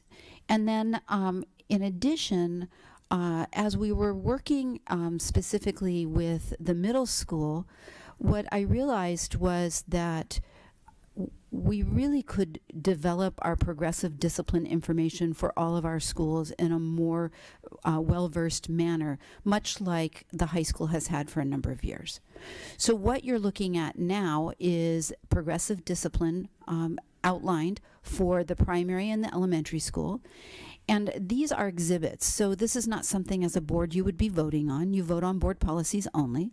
But these are exhibits that help to tell the story, not only to you as board members, but to our parents and our school community, our students, around the expectations of behavior and potential consequences.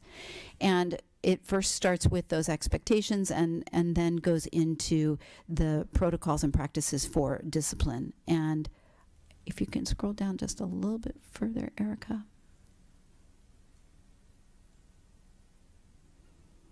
So what you see here, and in just one moment, Mr. Cinto, I'm going to ask you to come to the microphone.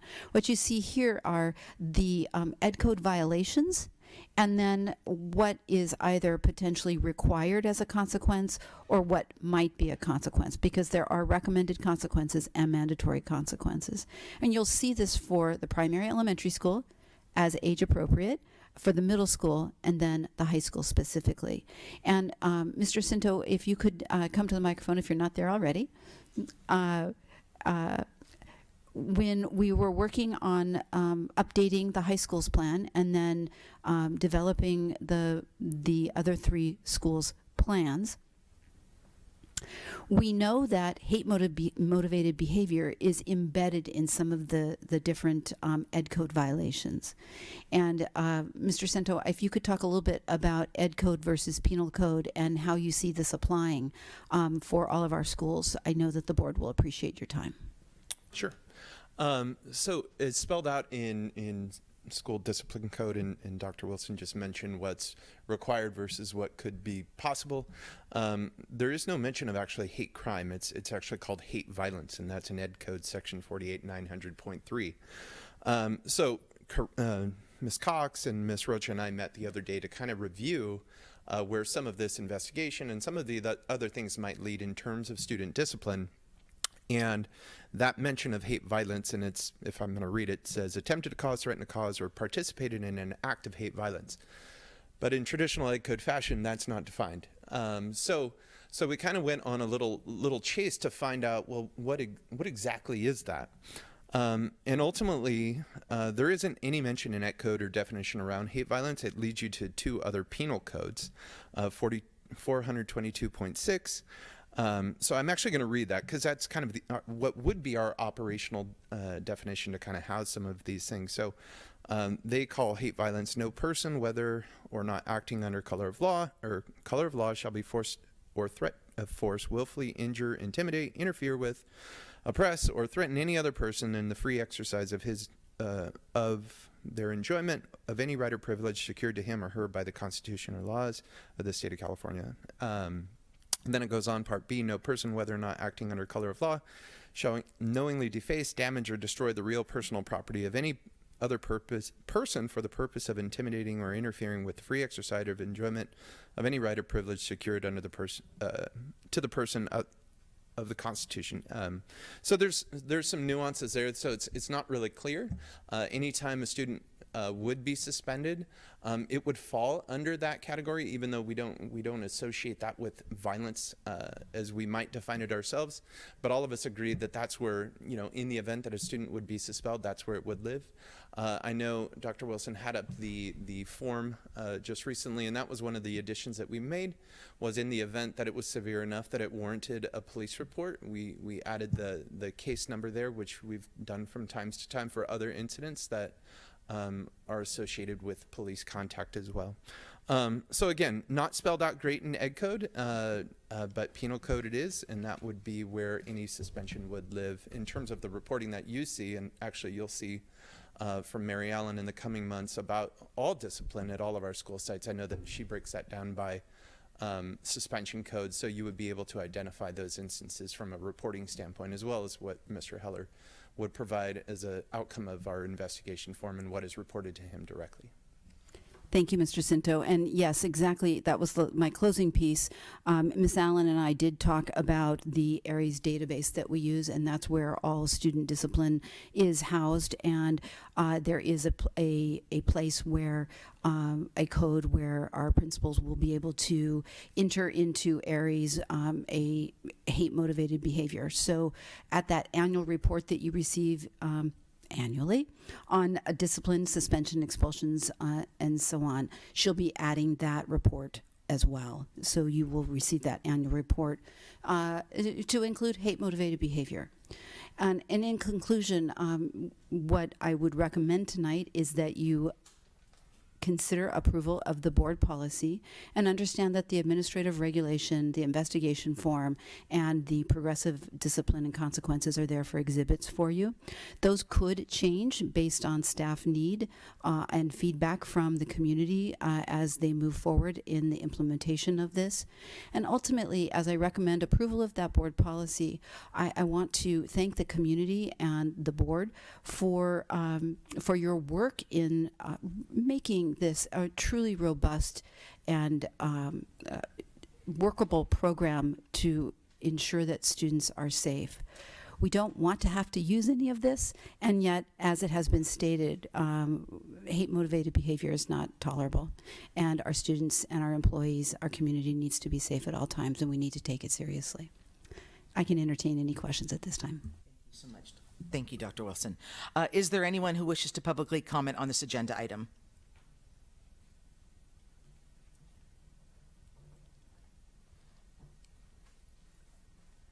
Hello, Sean Mora, 236 Crystal Springs Road. So thank you. We love having all this documentation and clarity across all the school sites. One of the things that our parent group did ask for when we started this to draw attention to the problems we were seeing and hearing about at RLS is that we felt that you needed something. The current RLS document is 15 pages. One of the things we thought was needed was something that a student can read, understand, and sign along with parents, but I don't think, from experience, I don't think that the kids are going to really understand what's in there. They're going to gloss over it. There's a lot in there, and I think we need some real examples of what this really means to them and their peers for them to sign. It's important enough that these kids really understand, and we are there to coach them and guide them, and they need concrete examples, and that's how they learn. And I think overall we need to ensure that these kids see that there will be swift and action taken that's visible to them. I think a lot of them, from what I've heard, not my kids personally, have lost faith that when they report something, that something will be done. I know there's privacy involved, but these kids need to know that when they report something, that's taken seriously and that action or knowledge and learning will happen. So I think that was it as far as there. And then one thing on the form that I didn't see, the investigation form, and maybe I just missed it in the explanation, but is being able to tag it as something other than hate speech, or if it doesn't have a case number or it doesn't report it to the police, I just wanted to make sure that's somewhere in there. So that you know if it's racism, sexism, hate speech, some of the other categories. So I just didn't see that in there, but that was it. Thank you. Thank you. Please come forward. Thanks. Alicia Summer, 199 Knoll Place, St. Helena. One of the other questions I had, and again, to reiterate, Sean, so thrilled to see such a robust documentation and form, and we really thank the board and the superintendent for the time and dedication and thoughtfulness it took to create all of this. One of the things I noticed too in the definition of hate violence is that it says that it's threatening another person's personal or property rights, but based on some of the incidences we've experienced or heard of from our time at the middle school, how do we address something that is said publicly, perhaps maybe not directed directly at a person, but where would that fall in the matrix, if there could be clarity around that? And also, if we just have more clarity that speech, is that included in, if hate speech is included in hate violence, or is it considered a harassment or threat? Just a little bit more clarity on how that is interpreted, also within the progressive discipline matrix. Thank you. Just one clarifying question. When you say when something is said publicly, yes, do you mean like a social media platform? No, I'm sorry. Thank you for asking that as a good question. Say it's said aloud in a classroom versus directed at a person. Great. Thank you. Thanks.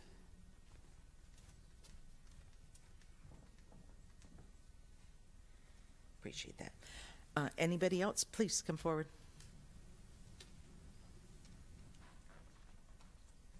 Good evening, Brooke Casey, P.O. Box 224, St. Helena. Thank you. In addition to what has been said, I just want to also thank you for all your work on this. My question is about the reporting form, and I'm curious if incidents that are not directed at an individual student are tracked that way. So for instance, if something is written somewhere on campus, is that put on a form and then documented in some way? It seems important to me to have a method of tracking over time how often these incidents are happening. And just to add on to what Alicia said, I think in those situations where like something is said in a classroom, not directed towards an individual student, or if it's written somewhere on campus, is that something, if it's not clear who did that, is it somewhere going to be reported somewhere so that we can track that? Thank you. Thank you.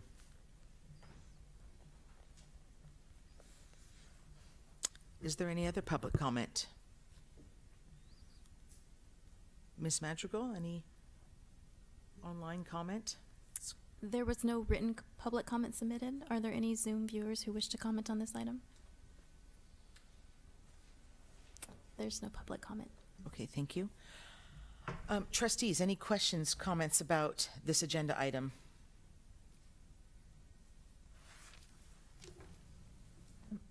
I have one question that somewhat relates to our board governance calendar that was pulled, and you said that this annual report would be within the discipline report. I think that it would be helpful for our board governance calendar to reflect that both reports would be annually presented to the board.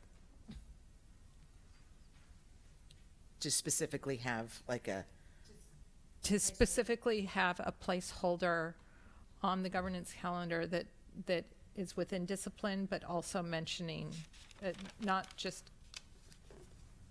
putting this report under the umbrella of discipline, but having a separate line on the governance calendar at the same time as the. Do you understand what I'm saying? Sure. Does that make sense now to it does, everyone? yeah. Thank you. It's not a catch-all under discipline, but at the same time. Right. Trustee Simon or Kerr, any comments, questions? Can we go to page 7 of the RLS discipline plan? Mm-hmm. The top of page 7. Great, thank you. So I'm looking at 48915C1, possession, selling, or otherwise furnishing a firearm.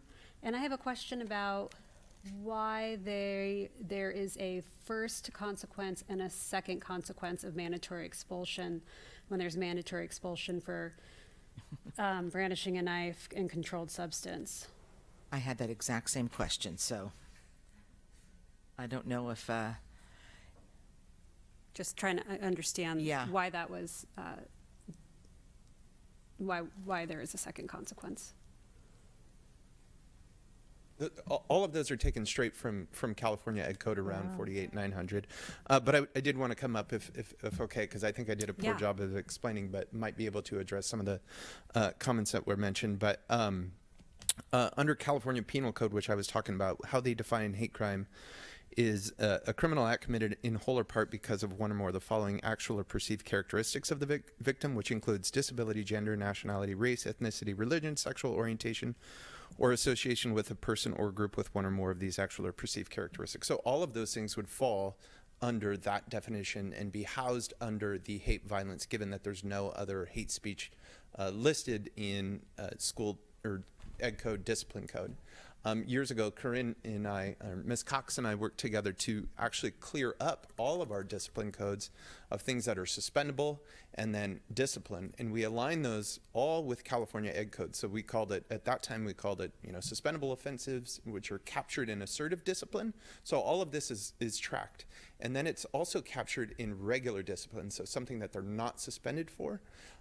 But all of them are tied to that discipline code. So if it's hate violence, whether it's suspended or not, you would be able to see that, or we would be able to report that to you through our learning management system. So in terms of tracking those things and reporting those things, we would be able to do that, but all of them would be housed under that particular Ed Code. Okay, and then Mr. Jacinto, while you're up there, because you might be able to answer my next question. So when I'm looking at the two matrices,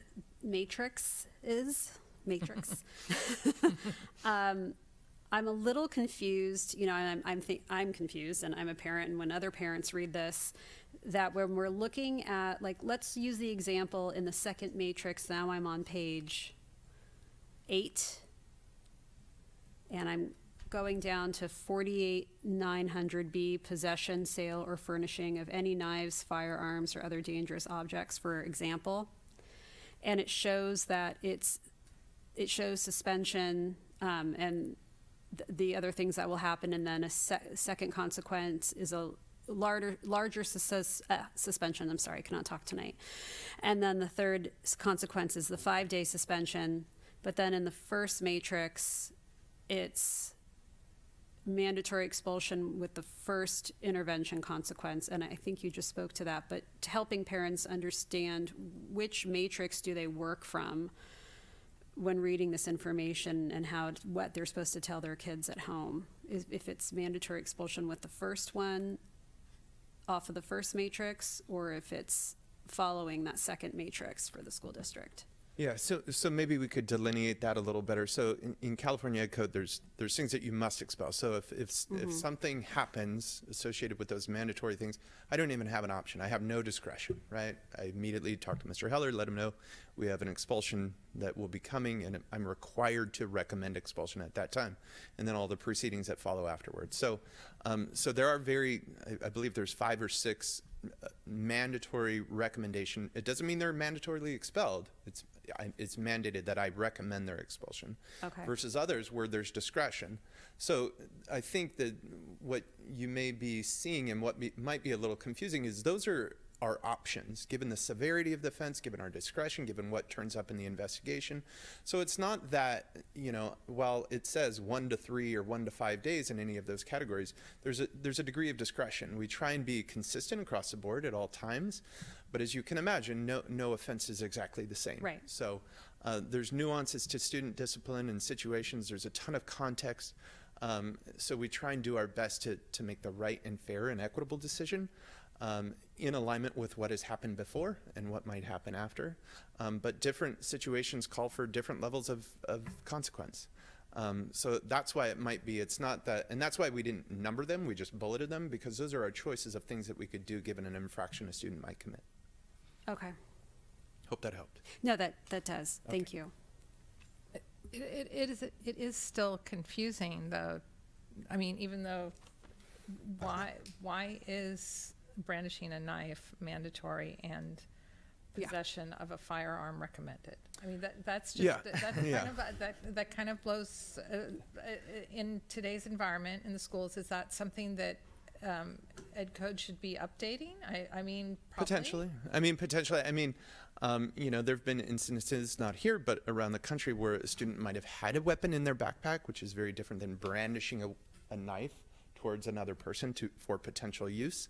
But again, that's way beyond my scope in terms of, but yeah, I would imagine something like that might change. And, just a little side note, because I was really astounded reading that, given the state of what is happening in our schools. And to Mr. Cinto's point, it's above us, because I was like, this has to be a typo. I'm like, this just doesn't make any sense to me. And sure enough, in doing a little research, it is like it's recommended for the first offense.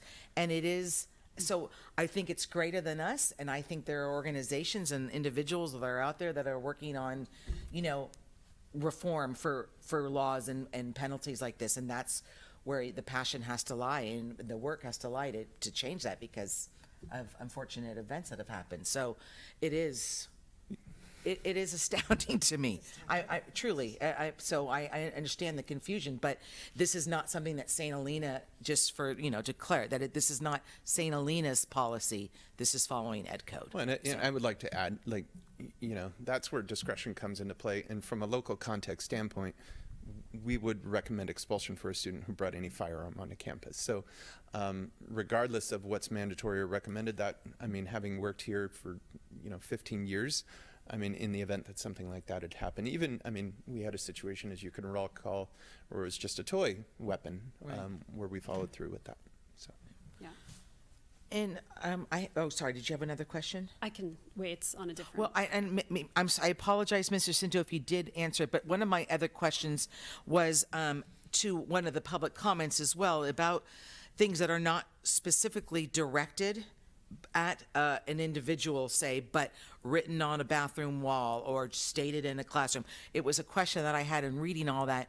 Is that somehow noted in right? Does that go on a general discipline or tracking policy? No, again, context is everything. If it that definition I read about what a hate crime would be in those categories of individuals, if it falls in any of one of those categories, we could easily house it under that hate violence category. Okay. Given our discussion, given the nature of what was written. Okay, so. great. Okay, thank you. Mm-hmm.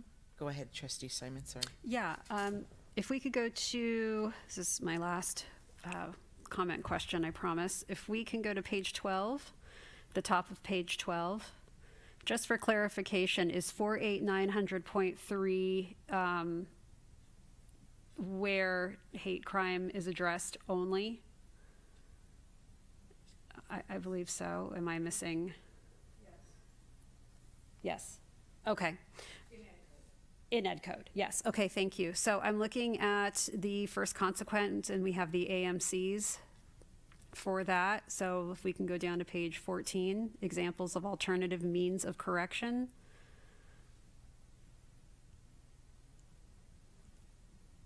I would love to know which AMCs you would use for a student who has committed hate, violence, or speech against another student, because I'm having a difficult time finding the ones that directly relate to which AMCs would be used.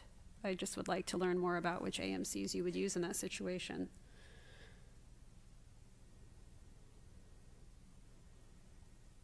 Trustee Simon, are you asking a specific question to one of our principals? Yeah, I'm sorry. If either of them would like to share which AMC, for example, they would use for a student who has committed hate crime or hate speech or violence, just to help me out, because I'm having a different one. I'm not understanding which AMCs would be used in that situation. And I haven't looked at all these, or don't recall of them. And if we need to discuss it at a later time, I guess what I would just say in I don't general, mean to put you like, on the spot. the consequences, and again, remember, it's a choice of options, 1, 2, or more. Right. So I think we've kind of heard loud and clear that, it doesn't have to be and or, it could be and. So you can educate at the same time that you issue levy consequences against a student. So, again, not knowing these offhand, Sure. but that's where the educational component comes in. And I know we've been pretty creative, and I know this is not an exhaustive list.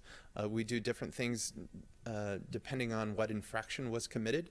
This is just a list, but we've done a whole bunch of things that may not fall here that fit the infraction that the student committed, whether it's educational, whether it's counseling, whether it's mentorship. We've done all sorts of things that might not appear on this document. Okay, thank you.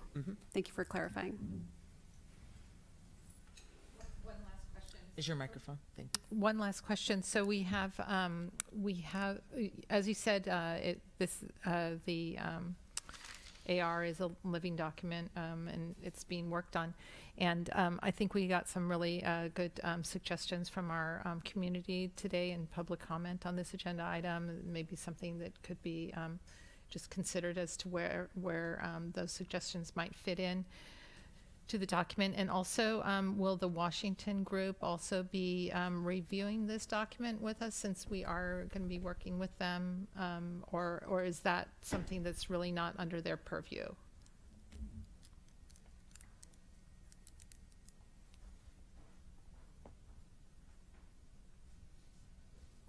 That wasn't what they were contracted to do. They're working with, we already met with them, so we had a staff day last week, and they were working on just talking about what's involved in equity, and it was much broader than reviewing a document. That's not their purview. Yeah. I just was curious. Thank you. Thank you. Trustee Kerr, do you have any questions? Or No, so my questions have been answered or been okay, asked. Thank all you. right. Okay, let me go back here then. Okay, so is there a motion to approve the adoption of Board Policy 5145.9, hate-motivated behavior as presented? Motion to approve. Is there a second? I'll second. As most are in favor of the motion, Dr. Wilson will conduct a roll call vote. Trustee Simon? Aye. Trustee Haug? Aye. Trustee Kerr? Aye. President Pelosi? Aye, motion carried. Thank you again for your public comment. Okay, we're going to move on to 11A, and that is the presentation on the California Dashboard Local Indicators. Mrs. Mary Allen, please.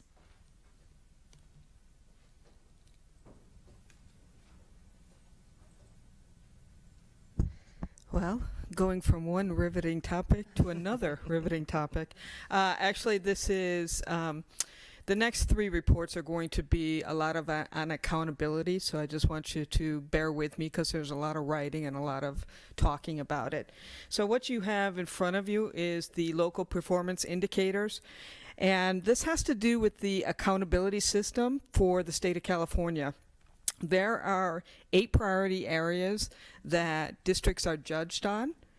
And what we're going to be presenting tonight are just the local indicators that we're looking at. And the local indicators are basic conditions of school. That means, do we have qualified teachers in front of the students? Do we have enough supplies for our students? Does every single student have the capability of accessing our curriculum?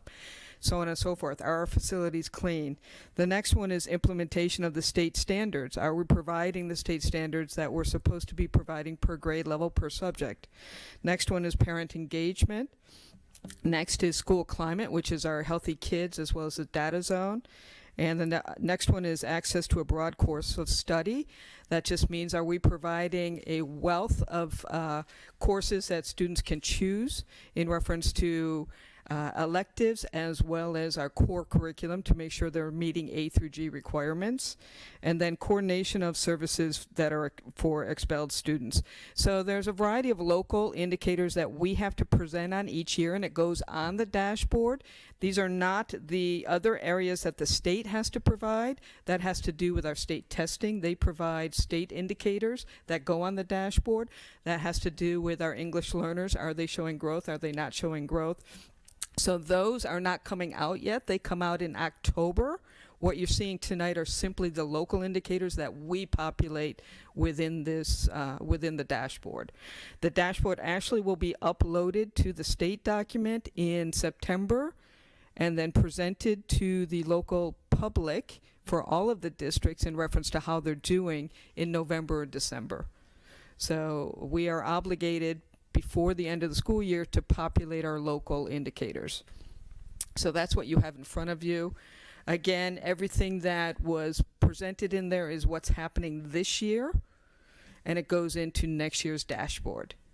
So the parent survey for parent engagement is in here as far as how we were doing in reference to the parents' perception for the district.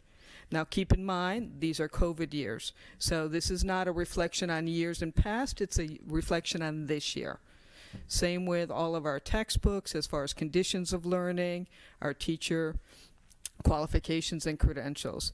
We're doing very well as a district. So as you're reading through this, you can see the local indicators. We have things to work on. We absolutely have things to work on in reference to parent engagement, in reference to our Healthy Kids survey. There's areas that we need to address. And that's all in here, and I would want to put this out to the public to make sure that you go through this document, because this will be populated starting in October when the state opens. Any questions? Thank you. Sorry, thank you. Is there anyone who wishes to publicly comment on this agenda item? Or any? There's no public comment. Thank you so much. Trustees, any questions about this agenda item? Just a quick question, logistic question. So when you're reporting it, so I see the matrix where it's the 1 to 5, the rating scale. Mm-hmm. Is that the only thing that then is being populated on the report, or is the dialogue afterwards being part of the? That's on there as well. Okay. So it's not only the rating, but it's a dialogue. Okay, perfect. Great. Thank you. So everything that's written in there is what will be going into the actual dashboard when we're allowed to populate it. Okay. Great. That was my question as well. Perfect. Mhm. Thank you. Thank you. Okay. Trustees, anything else? All right. Thank you. Mm-hmm. I don't think you're going to go too far from the podium, though, correct? No, I'm not. Okay, item 11B is consideration of approval of the 2022-23 federal addendum to the local accountability plan. Mary Ellen, please. So the LCAP is the local control accountability plan that we fill out every year, talking about our strategic plan for the school district. The federal addendum are the dollars that we get from the federal government related to our title programs.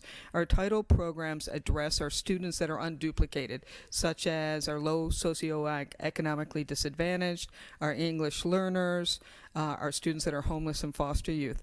So we get dollars. Not a lot for this district, but we get some dollars from the federal government, and this plan is what are we doing with those dollars? And again, we aren't obligated to fill this out every year, But the last time we filled this out was before the pandemic, and so it was time to bring it back to the board with what we are doing at each one of our school sites related to our unduplicated population. So this has to do that we have intervention programs. We have 2 intervention teachers at the lower grades. We have a whole bunch of supplemental online resources to help close the achievement gap. We do tutoring, we do summer school. So all of that is in here. For our ELs, we're doing the PK, we add the Parent Institute for Quality Education, we're doing the homeless, we're doing the newcomer support group with Roxana. We're doing a variety of things. So all the new stuff that we're doing is added to this report, as well as the old stuff that we've been doing. Is there anyone who wishes, pardon me, is there anyone who wishes to publicly comment on this agenda item?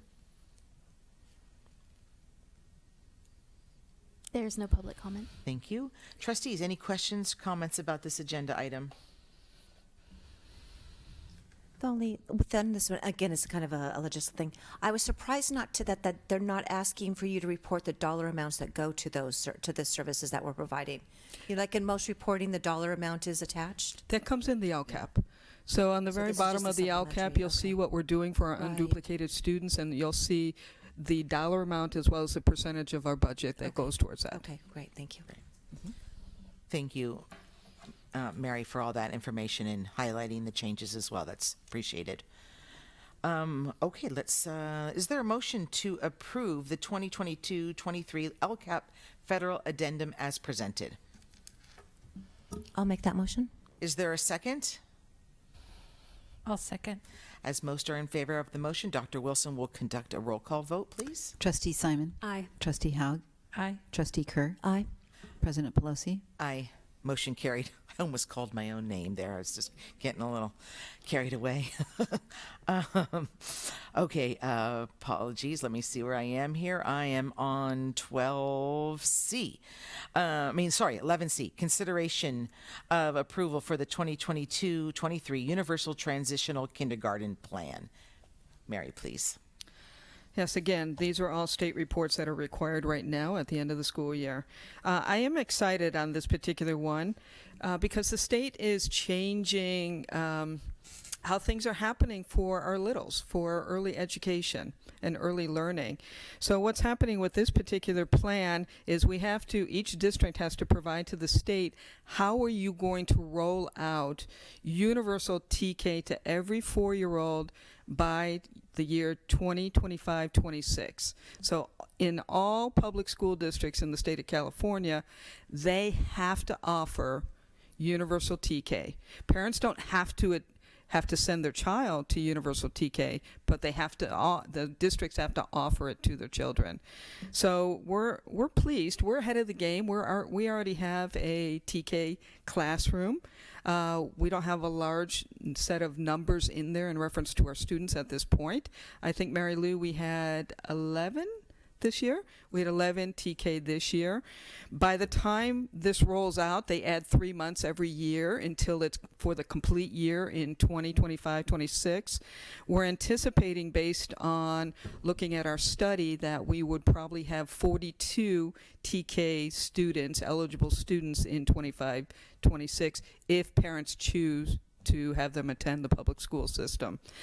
What's unique with this particular program is that part of it is extended learning. So students that fall under, and I don't really like this title, but this is the term they use for the federal government, unduplicated, which are low-income English learners or homeless and foster.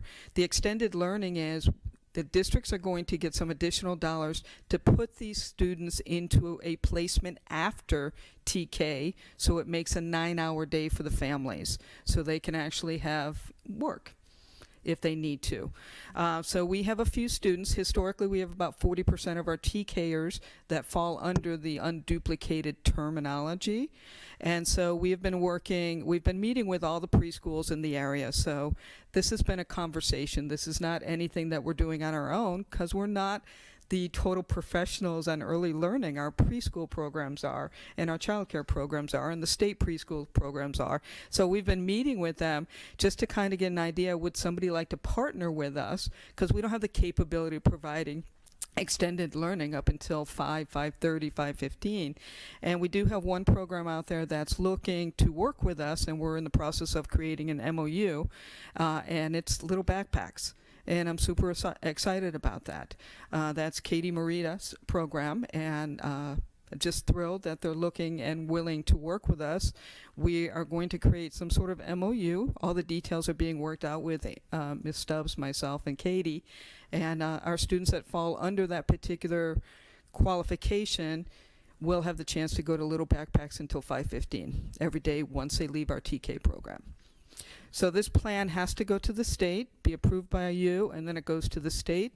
And then we are not going to completely roll it out. We're going to roll out 3 months at a time per year based on what they expect of us until 2025. Then we'll have a full year of all 4-year-olds. Okay. Sorry. Is there anyone who wishes to publicly comment on this agenda item or any online comment? There's no public comment. Thank you. Trustees, any questions or comments? Just to comment more for informational purposes for any of our parents or community members, the Boys and Girls Club would not be a suitable environment for that after school program for TK because Boys and Girls Club starts at Kinder. Okay. It's not part of their charter to have 4-year-olds for the Boys and Girls Club. I Club. just wanted to clarify that to all parents that are out there listening. And Ms. Allen, if a family does not qualify in the unduplicated, the partnership with Little Backpacks would potentially allow those students to attend as well? It does if they can accommodate, so they would need to work that out. We're working out the details of this, but what we're thinking is that we would, whether they're in the unduplicated population or not, if they were part of Little Backpacks and the parents had an agreement with Little Backpacks and they're paying their amount of money, we would definitely transport them over with our little ones that fall under the unduplicated. So it's not as if we wouldn't take them with our kids all over to the Little Backpacks. And I had a clarifying question about the dollars. Would the dollars come from the state level for that? Is that what you said? Actually, I'm going to let. I think I know the answer, but I just want to clarify. So, are you talking about funding for the program? For the extended learning. Extended learning, we do get dollars, but for the TK program, we do not. No, that part I do know. I'm sorry, I wasn't clear. I was about the extended learning. Okay, those are state dollars we get. Okay, all right. This is a state initiative only. Yes, okay. Thank you. You know, and I just wanted to inform the other trustees that, so we were, I commend Mary Allen and our district administration in the sense that we, if Julio was here, he would be talking about this because he is executive director, but we were invited to these meetings talking about universal TK and kind of just the, what it's going to look like, the outcomes, how we're going to implement it. So St. Helena Preschool for All, along with all of the preschool directors have been part of the conversation through the entire time since we've known about this. So, and it's the conversation with them has been at first it was a surprise because it came down from the state so quickly, but now I think everyone is feeling like, you know what, we're going to get through this. We're going to have to change because our preschools are going to have to change kind of the way that their programs look as well, as far as children coming to school and not right now being able to, with the exception of Little Backpacks, being able to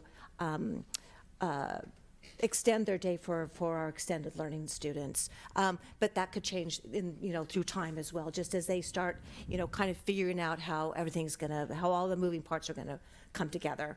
So I want to thank you, Mary Allen, for all of your time with this. I know that there's been numerous meetings and a lot of conversation around this. So, and we've all been informed about this at the preschool level, and It's at the end of the day, it's going to be a good program. It's just getting the kinks out at the beginning. Which, yeah.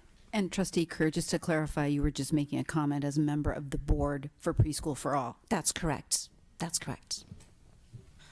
Okay, thank you. Thank you. Is there a motion to approve the 2022-23 Universal Transition Kindergarten Plan as presented? I'll make that motion. Is there a second? I'll second. As most are in favor of the motion, Dr. Wilson will conduct a roll call vote. Trustee Simon? Aye. Trustee Haug? Aye. Trustee Kerr? Aye. President Pelosi? Aye. Motion carries. Okay, the review of the 2021-22 St. Helena Unified Local Control Accountability Plan Site Strategic Plans. Mr. Heller, please. Yes, if I can call the principals up to the podium to prepare for their slides. All of you.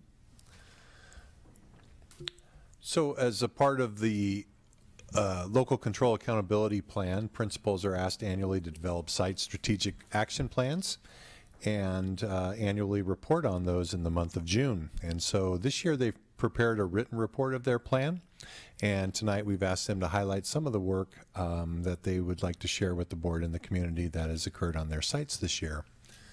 And within this overview, within their plans, and we're using the system now of traffic lighting, where green shows success, yellow shows kind of intermediate work or still work needing to be completed, and red is incomplete. And I don't believe there were any red lights on their reports. So either their actions have been successfully completed or still in motion. So with that, I'll turn the first slide over to Ms. Rochev from the primary school. Thank you. Good evening, members of the board and cabinet and members of the audience. So we were asked to highlight where there's so many actions and strategies within those actions in our LCAP. So I chose one to highlight, which is something that we're very, very proud of, the work that we did at our site this year. We began, half of our teachers were previously trained in a practice called Guided Language Acquisition Design. The acronym is GLAD. And in a nutshell, that is an instructional approach that incorporates a variety of strategies to support bilingual students in simultaneously learning content and acquiring language. As you can imagine, students, as they're learning in a classroom where everything's being taught in English, but their home language is different, they have to learn the English language, but they're also expected to learn grade level content, which can be very challenging. So we did have 6 of our teachers that had already been certified in GLAD. However, probably half of those 6, it had happened right before the pandemic, and they didn't really have the ability to put those strategies into practice. It's something that's very complex, and you really have to embed it into your teaching practice. And if you don't, it's one of those things that will go away. So we got the remaining 5 more teachers got certified. That involved 12 hours of online training. It used to be done in person, but because there's such a significant shortage of substitute teachers, they moved to doing it online. And luckily, those teachers that got trained were able to go for 3 days to Sacramento to a first grade classroom where they were watching the trainers teach these strategies in a classroom. So they could see 3 days worth of those lessons being embedded all day long. In addition, all the teachers on our staff participated in our own demo lessons, which were done 4 different times. And then all teachers are in the middle or in the midst of participating in a total of 3 days of professional development where they're working together with their grade level teams. We just did one of those days on Monday. They came back during their first day of summer, every single teacher on our site, to work with one of the trainers on making sure that we have language arts and writing assessments built into these units where they're embedding these strategies in their teaching, and making sure that we're aligning those as a school. And that's the work that we have ahead of us, is that they are in the process of embedding those GLAD strategies into our English language arts units. So that's just a picture to the right hand side of You really have to see it in action. I can't describe it. You're welcome to come to our school anytime and watch one of our teachers do these. And the amazing thing is now all 13 teachers are teaching in this way. That's one of the, it's called a narrative input chart. And so on the wall, that poster has vocabulary and pictures to go with it, and then students you can see that they're talking in a conversation about the content. And just to sum it up, one of the days that we did a demonstration lesson in a first grade class, one of our teachers did the lesson. So that was the other great thing, is it wasn't just the trainers doing the lesson. We got to the point of our own teachers teaching those lessons and having teams up to 5 other teachers push in and watch them, which really shows the level of trust, risk-taking and trust that they have with each other. And a student, the teacher had paired them to talk about a structured content area, and they had an opportunity to talk with a partner, and then she asked if anyone wanted to share out. I think it was what is something important about inventors, because they were learning about inventors. And a student raised his hand and shared out, and what I told the group was that student, not only is he an English learner, but he has a severe speech delay to the point where it impacts him as having a learning disability. And they were blown away that was the student that raised the hand and spoke about what he had learned. So that's what we're mostly proud of this year, and we've only just begun, and we have more to do in this area. Thank you.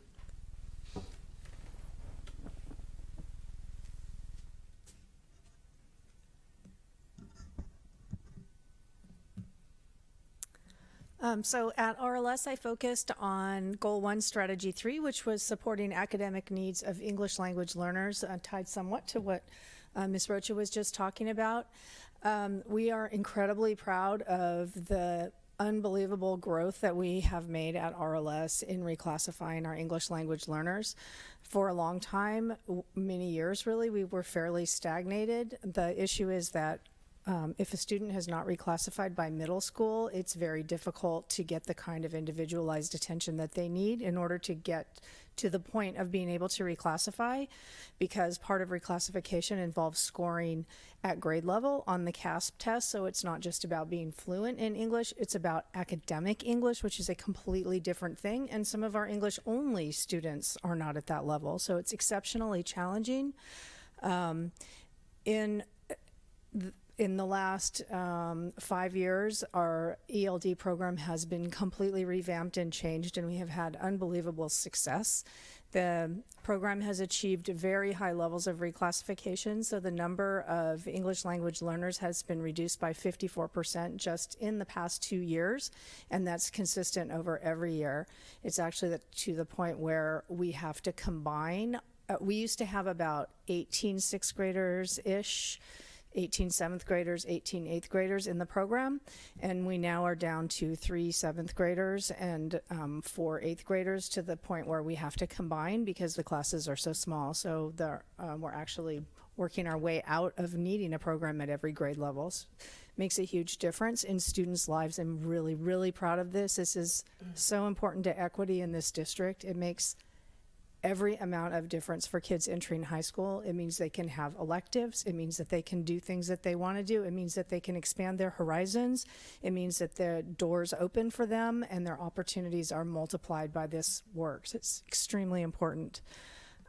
So along that goal of increasing student and staff awareness of bias and building systemic practices around access and equity, I mentioned earlier that we've contracted with Washington Consulting Group. We had our first meeting on Friday with them. Site administration also worked with district and site leadership to create aligned board policy, administrative regulations, and investigative procedures for racist behavior. That was presented this evening as well. One of the things that we have implemented at the middle school is monthly classroom circles to address initially racism, but really other school-wide concerns as well, to provide mental health support in addition to awareness. And the 6th grade Bias in Society Enrichment class began this year and is continuing. And we also have done a number of school-wide activities to build awareness, including a school-wide read and an art project. And those activities and classroom circles and Washington Consulting will all continue next year as well.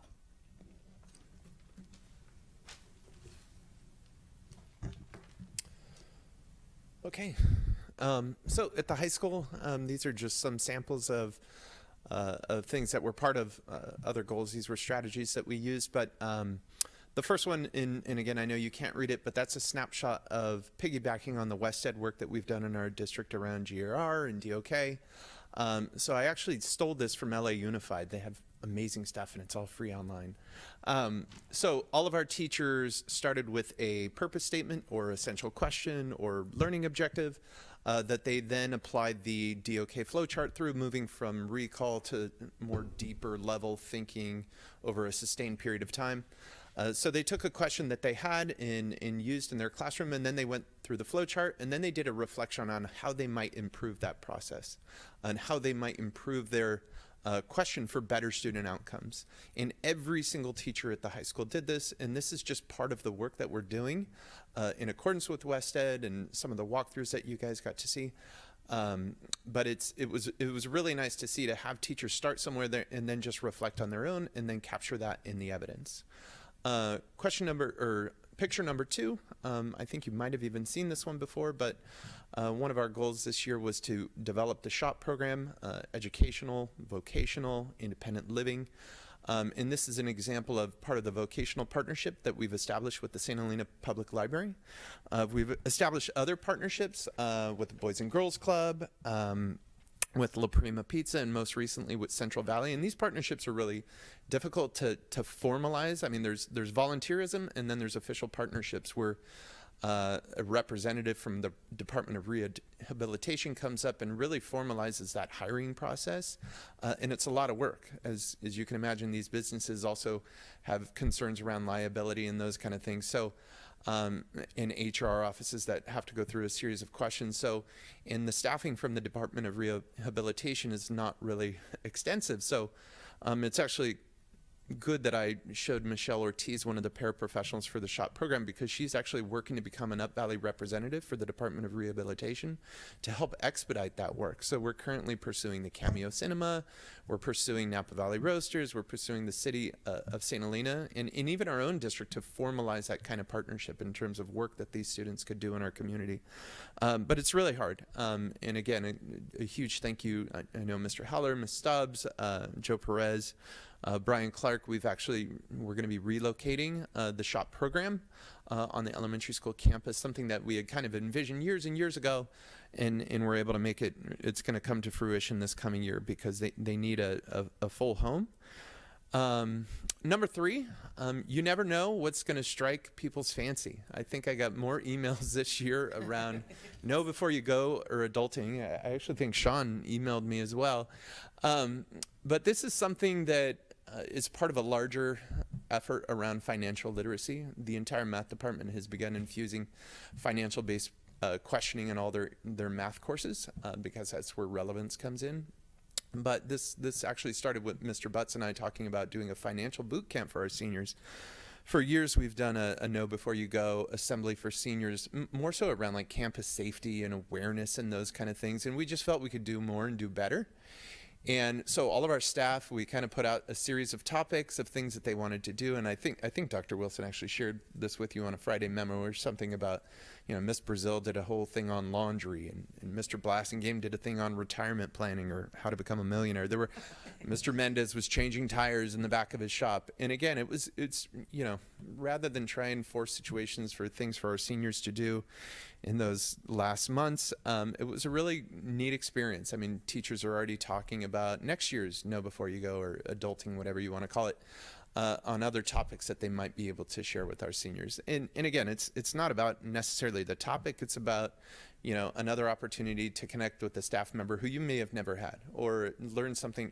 Our staff is versed in other areas outside of their profession. So just really fun for our kids, fun for our teachers, and it was kind of a nice way to kind of close the year for our seniors. The last one is something that you're all well aware of. That was the first inauguration, or whatever you want to call it, at the city council meeting. Dr. Wilson and I had met with Priya Nixon and Mark Presswich from the city, Mark Presswich, former city manager, and to really look to elevate our student voice. I had brought a few students years before to talk about what we're going to do at City Hall or to talk about the curfew, which they successfully got overturned in the city as well. And now our students have a seat at the table. It's really nice. So this past year, although they didn't attend many meetings because of the city's transition to the Up Valley campus, we had 7 students who applied. 3 were selected. 1 of them will be exiting this year.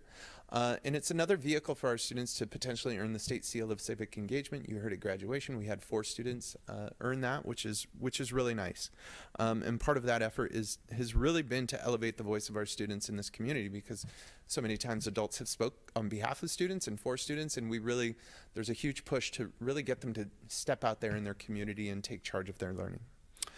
So while it's only year 1, we will reconvene to increase our capacity in the coming years and get more students on that panel. Thank you. Is there anyone who wishes to publicly comment on this agenda item?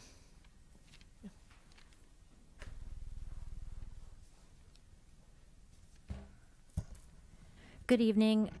I'm Caroline Upton. I live at 1971 Olive Avenue. I am part of the RLS School Environment Subcommittee. I would like to give a reminder of why our subcommittee was formed. It was due to the overall culture at RLS, which can be highlighted by Principal Cox's specific plan in 11D.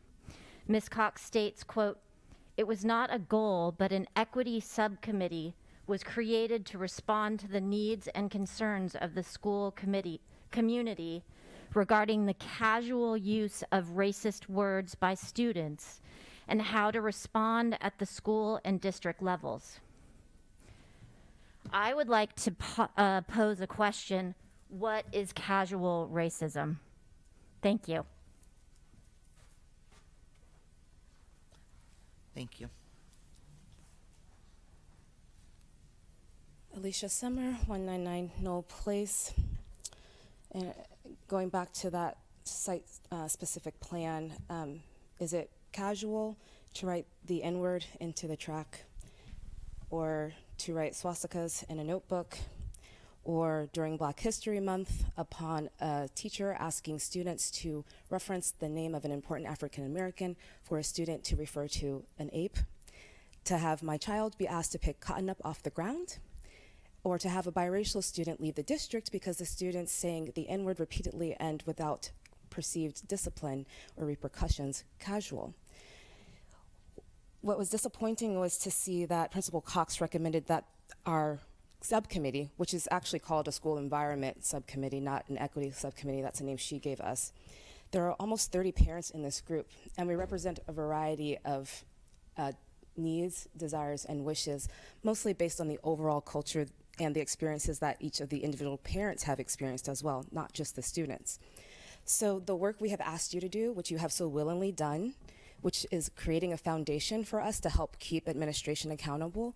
And I let Principal Cox know back in 2020 when bananas were also put in my son's backpack, and again in the fall when a friend had an incident, and after that, when I was called about another incident regarding my child, that I would be a bad teammate if I did not keep her accountable. Because at the end of the day, we are all part of a community, and our goal is to continue to create a safe environment for the school.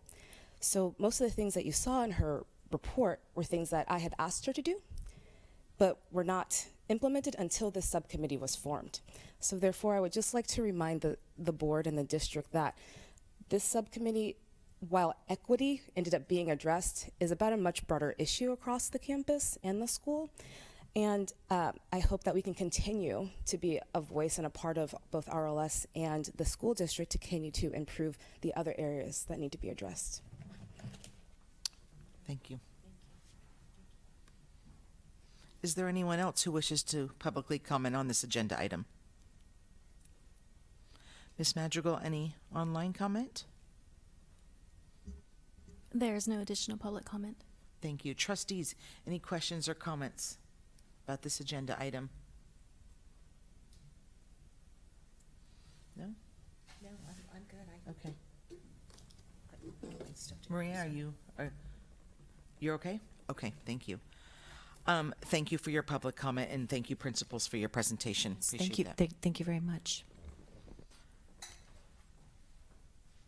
Okay, on to item 11E. This is the consideration of approval for the 2022-23 LCAP plan. Mr. Heller, please. Thank you. Tonight, the updated version of the Local Control Accountability Plan for the 22-23 school year is presented for final approval. This is after conducting our public hearing in the last board meeting in May.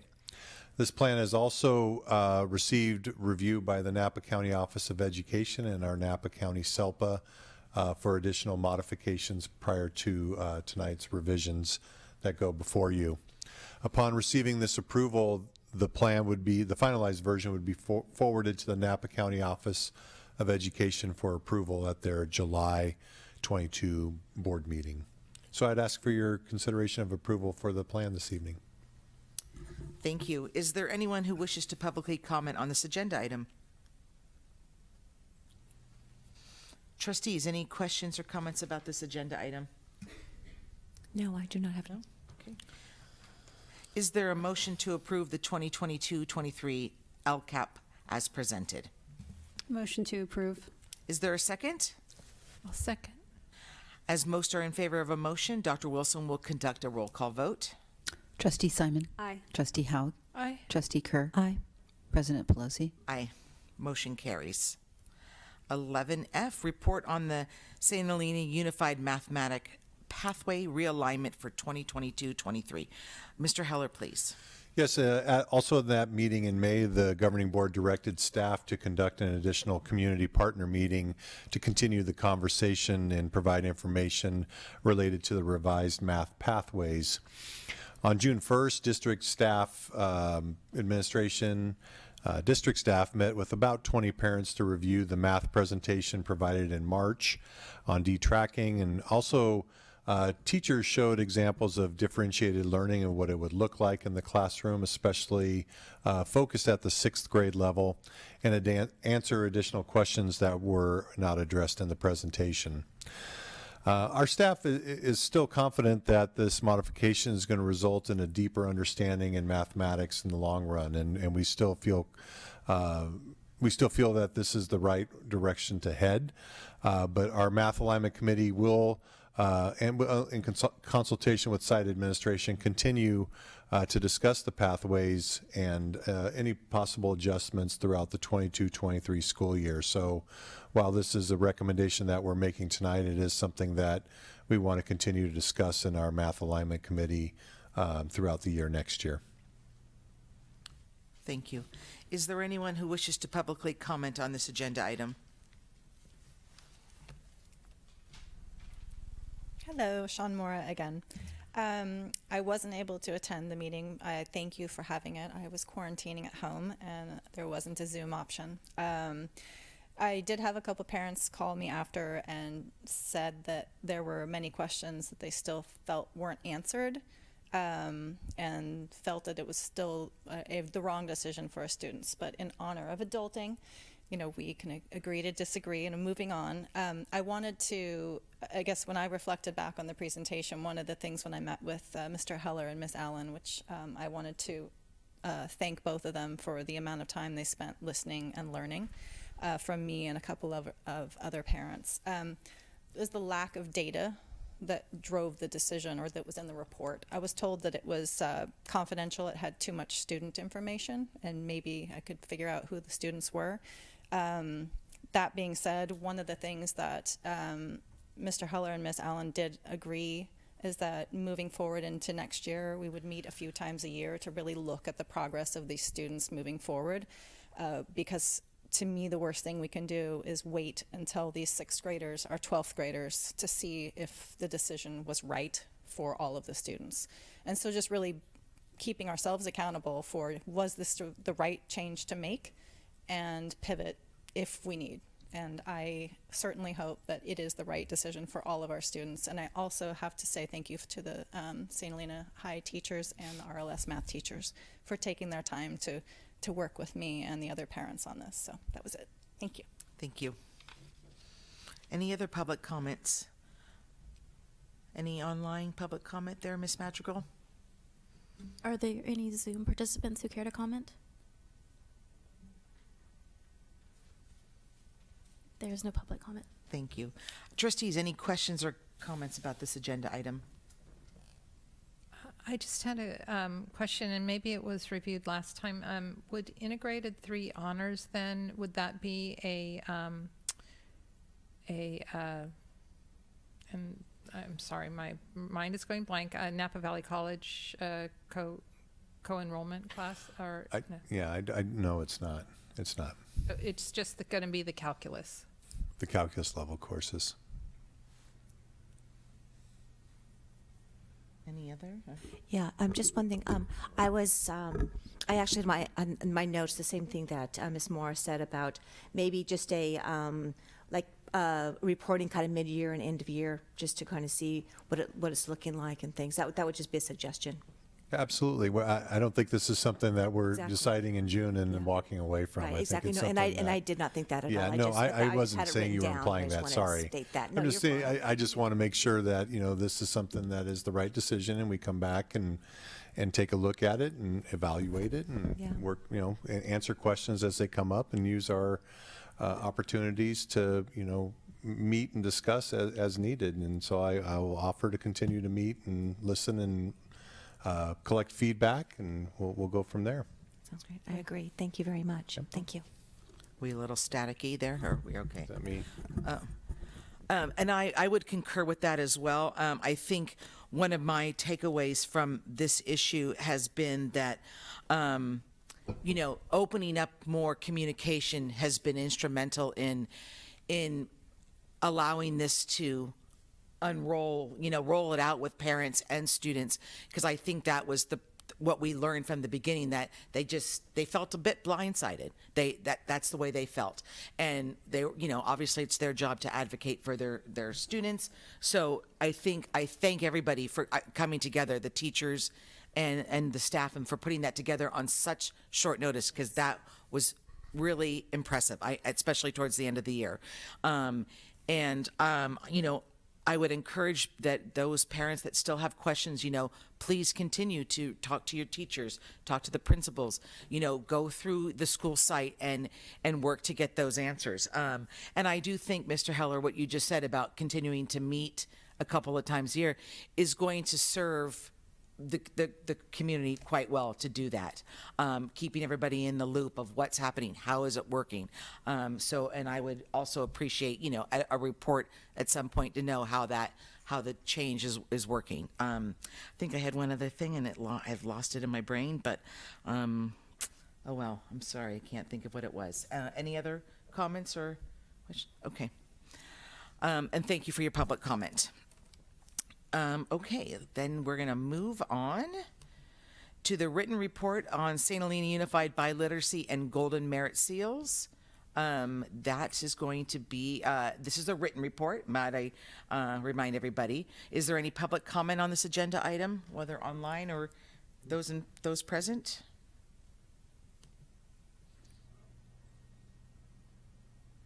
There's no public comment. Okay, thank you. Questions or comments, trustees, about this agenda item? No comment with the exception of thank you for sharing the reporting to us. It's great to see what our students are up to, and I know that Trustee Pelosi and I during the graduation we were really commenting about how many state seal biliteracy seals went out with the students. So that was awesome. That was awesome. Go Saints. Yeah. Okay, we're going to move on to item 12A. We do have a few more. Does anybody need to take a comfort break or anything like that for 5 because we do have some dense material to get through here. Okay, then great. We're going to take 5 to 7 minutes, please. Thank you.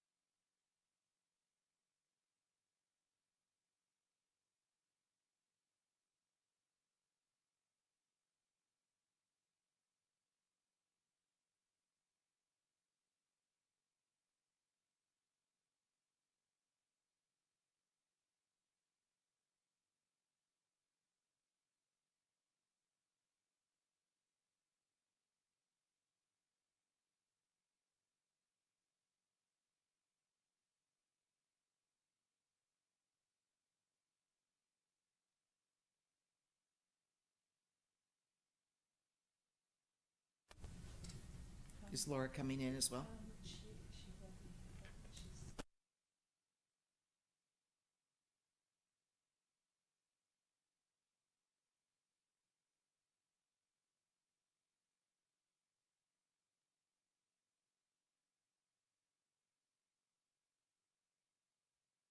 Yep. I'll use my booming voice a little bit louder. Item 12A is the consideration of approval for revised certificated substitute salary schedule for the 2022-23 school year. Mrs. Andy Stubbs, if you would take this, please. Thank you. And we've had a challenging time recruiting substitute teachers over the past couple of years, and one thing that has helped us has been increasing the rates to be more competitive in alignment with our neighboring school districts. And so we are asking the board to consider another increase on the substitute rates as shown. An increase of $10 for a half day, $20 for a full day, and then an additional increase for long-term rates as presented there. And all of this is included in the 2022-23 budget that the board will be approving later on tonight. So with that, I would recommend the board approve the increased sub rates. Thank you. Is there anyone who wishes to public comment on this agenda item, whether it's our audience member or online? There's no public comment. Okay. Trustees, any questions or comments about this agenda item? No questions. I just have one question. I believe in the past we were not using substitute aides and that we were only using substitute teachers. Is that still the case if we have a classified employee that needs a substitute? We're just using the same substitute teachers. Substitute certificated teachers, yeah. Yeah, so that's there is no. We don't have a pool substitute. We don't have a pool of substitute aides. In classified, correct? In classified para educators, right? Is there a motion to approve the certificated substitute salary schedule for the 2022-23 school year as presented? I'll make that motion. Is there a second? I'll second. As most are in favor of the motion, Dr. Wilson will conduct a roll call vote. Trustee Simon. Aye. Trustee Haug. Aye. Trustee Kerr. Aye. President Pelosi. Aye. Motion carried. Sorry about that. I'm just so focused on my name on there for some reason. Okay. Item 12B, consideration of approval for the new technology department job description for the 2022-23 school year. Mr. Heller, please. Yes, the board is aware that earlier tonight we introduced our new Director of Technology and Information Systems as part of our overhaul of the technology department and the related job descriptions. The board may recall that within classified job ranks, certain jobs, custodian, office, team leader, paraeducator, those jobs pretty much stay static in terms of their expectations annually. But within that, classified job descriptions, technology changes quite a bit. And we've evaluated those job descriptions in the last 5 years and determined that the work that was created when those job descriptions were developed around 2012, 10 years ago, is no longer relevant to the work that they're performing today. So what you have in front of you tonight are revised and approved by Chapter CSEA number 287 membership and voted on by the membership as well to approve these three job descriptions moving forward starting in the 22-23 school year. So I'd ask that you approve these job descriptions so we can get them posted and filled as soon as possible. Thank you. Is there any public comment on this agenda item, whether in person or online? There's no public comment. Thank you. Is there a motion to approve the new technology job descriptions as presented? I'll make that motion. Is there a second? I'll second. As most are in favor of the motion, Dr. Wilson will conduct a roll call vote. Trustee Simon. Aye. Trustee Haug. Aye. Trustee Kerr. Aye. President Pelosi. Aye. Motion carries. 12C, review and request for approval of AB 1200, public disclosure documents associated with the tentative agreement between SHTA and St. Helena Unified School District. Mrs. Sandy Stubbs, please. Thank you. The law requires that we disclose any costs associated with the tentative agreement before the board approves it. And the attached public disclosure documents describe the costs associated with the tentative agreement between the district and SHTA, which include a 1% ongoing salary increase and a 3% one-time off-schedule salary payment. The impact of these changes on the multi-year projection that is included in the 2022-23 original budget, which will be reviewed and considered for approval by the board later tonight, is a budgetary deficit of approximately $483,000 in 2022-23 due to the 3% one-time off-the-schedule salary payment. And then an unrestricted budgetary surplus of approximately $29,000 in 23-24, and a budgetary surplus of $12,000 in 2024-25, with reserve levels at approximately 26%. And so the tentative agreement also includes reopeners in 23-24 and 24-25 that would use a formula-only approach to any salary increases.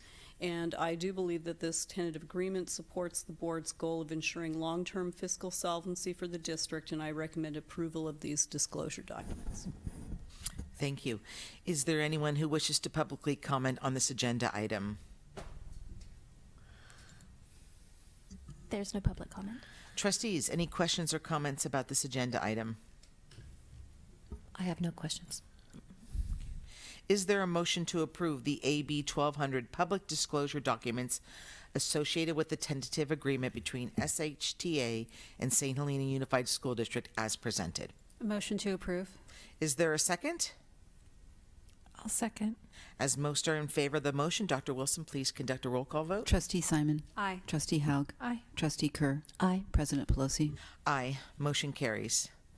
12D, consideration of approval of the collective bargaining agreement, tentative agreement with SHTA for the period of July 1, 2022 to June 30th, 2025. Mr. Heller, please.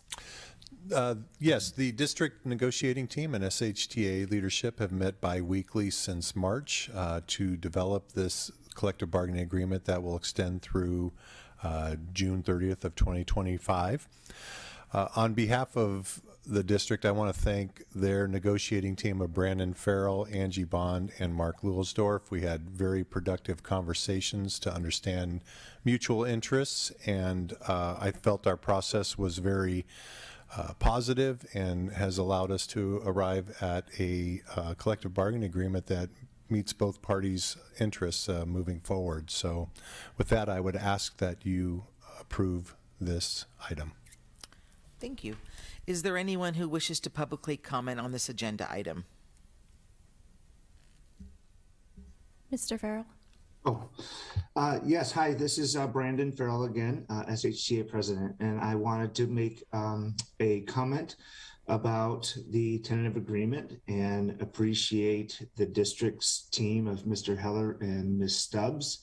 And I also want to echo the professionalism and the intent of both of our conversations and of both of our interests. I thought it was a great, a very productive process in general, starting with the agreements of just meeting bi-weekly and keeping the flow of the conversations going at a good pace. I also think that both sides represented their interests well, but also kept a keen eye on what's best for students and the employees and the school district in large. So yeah, I felt like it was a great process. Evidently, I need to work on my snack sharing, but I think Mr. Heller was pleased with the end result, as was the SHTA. Thank you, Mr. Farrell. Trustees, any questions or comments about this agenda item?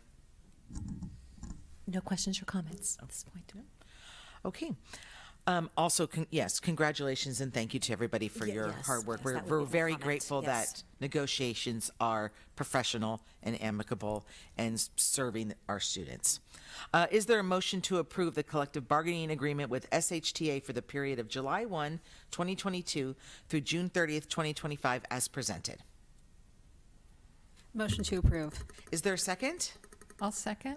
As most are in favor of the motion, Dr. Wilson will conduct a roll call vote. Trustee Simon? Aye. Trustee Haug? Aye. Trustee Kerr? Aye. President Pelosi? Aye. Motion carries. On to 13A, board review and public comment, updated COVID prevention program plan and safe return to in-person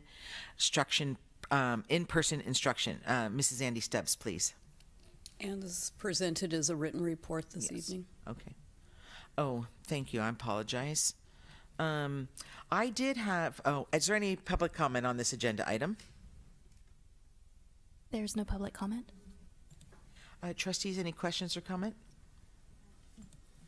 I just wanted to say that CPP document was super clear and concise, and all the answers were super easy to identify as to what, is happening. And I just wanted to say thank you for the time for assembling all that information. Appreciate it. Thank you. Okay. 13B is the wellness policy and the 2021-22 annual progress report. This is also a written report. Is there any public comment on this agenda item? There is no public comment. Thank you. Trustees, any questions or comments about this agenda item? Yes, thank you for all of the revisions on this one. It's a very hefty policy anyway, and there's and you've really made a lot of really not necessary but amazing, great changes for it as far as our school district and our wellness, our wellness and our nutrition, all of it. So thank you for putting that all together into one great package. Thank you. One great policy, I should say. Thank you. Anyone else? I just wanted to say thank you to you and to all who serve on this committee. As we are all aware that wellness and mental health is top priority in these last few years, especially. So the work that's being done at that committee level is, it's vital, and I look forward to it continuing. So thank you very much. Thank you. Anybody else? No? Okay. All right, 13C, review and consider approval of the 2022-23 original budget. Mrs. Andy Stubbs, please. Thank you. And the board saw the bulk of the content with the 2022-23 original budget during the May 19th public hearing and first board review. And tonight I'll just quickly go through some changes that have occurred in the budget since then. And so currently we are at budget adoption and approval, along with the local control and accountability plan, which the board approved earlier this evening. We didn't change anything with regard to revenue since the May 19th public hearing. We did have approximately $935,000 in changes to expenditures, and I'll go through that detail next. First would be the 1% ongoing salary increase that was negotiated with SHTA. Next, the 3% one-time off-schedule salary payment, which the board learned about in the public disclosure documents, and then also the TA earlier this evening. And then in a staff review, we did determine, since the May version of the budget was presented, that it would be appropriate to add back in one teacher for special education TK through 5, which had been in the budget a couple of years ago, if I recall.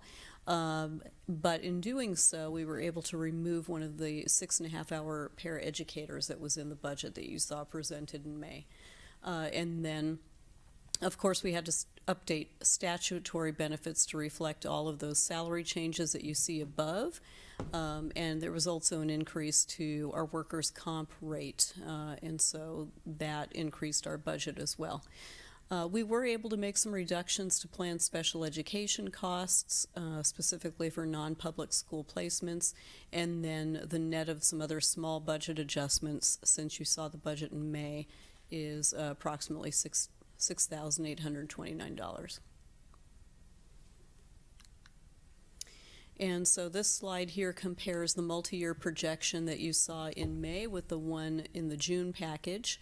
And so, of course, with the negotiated salary increase that we talked about for 2022-23, we do have a budgetary deficit because we will need to spend some reserves to cover the 3% off the salary schedule payment to SHTA, but then we do have a balanced budget still in the out years, and that is factoring 2% property tax growth.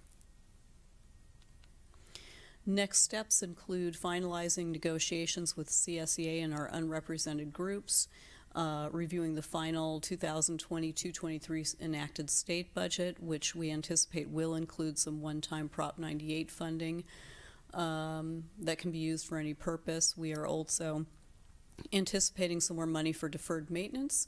There may be some other small changes in the state budget that could impact our revenue. And then, of course, we'll be doing some major updates based on new hires and planned spending and so forth between now and when we get to the first interim report in December. And so with that, I would recommend that the board adopt and approve the 2022-23 original budget. Thank you. Is there anyone who wishes to publicly comment on this agenda item? There's no public comment. Okay. Trustees, any questions, comments about this agenda item? Andy, I just want to thank you for always presenting everything so clearly and in perfect detail so that we can understand. Thank you. Thank you. Is there a motion to approve the 2022-23 original budget as presented? I'll make that motion. Is there a second? As most are in favor of the motion, Dr. Wilson will conduct a roll call vote. Trustee Simon. Aye. Trustee Haug. Aye. Trustee Kerr. Aye. President Pelosi. Aye. Motion carries. They were just really excited to make the motion on that budget there, Andy. I appreciate that. Okay, 13D, 2021-22 Food Services Review. It's a written report. Is there any public comment on this agenda item? There's no public comment. Trustees, any questions or comments about this agenda item? I don't really have a question or comment, but I do want to say thank you to our food services team. They've really just these last few years, Angela has just led them. What has changed in food service in adding the meals for all students and the hard work that they do, and the kids love the meals. So, thank you to the entire food service team. Anyone else? It's quite an increase in the number of meals that they're serving too. I'm seeing that on I can't see the page number, page 3. It's great. So congratulations to our entire team and with all their hard work. I'm very appreciative. I had one the clarifying question. I was curious to know what the shared table means under the opportunities in regard to food disposal and waste. Does anybody have can answer that for me? So students are able to put items that they don't want to eat on a share table, and then other students can take those. Okay. Okay, great. Thank you.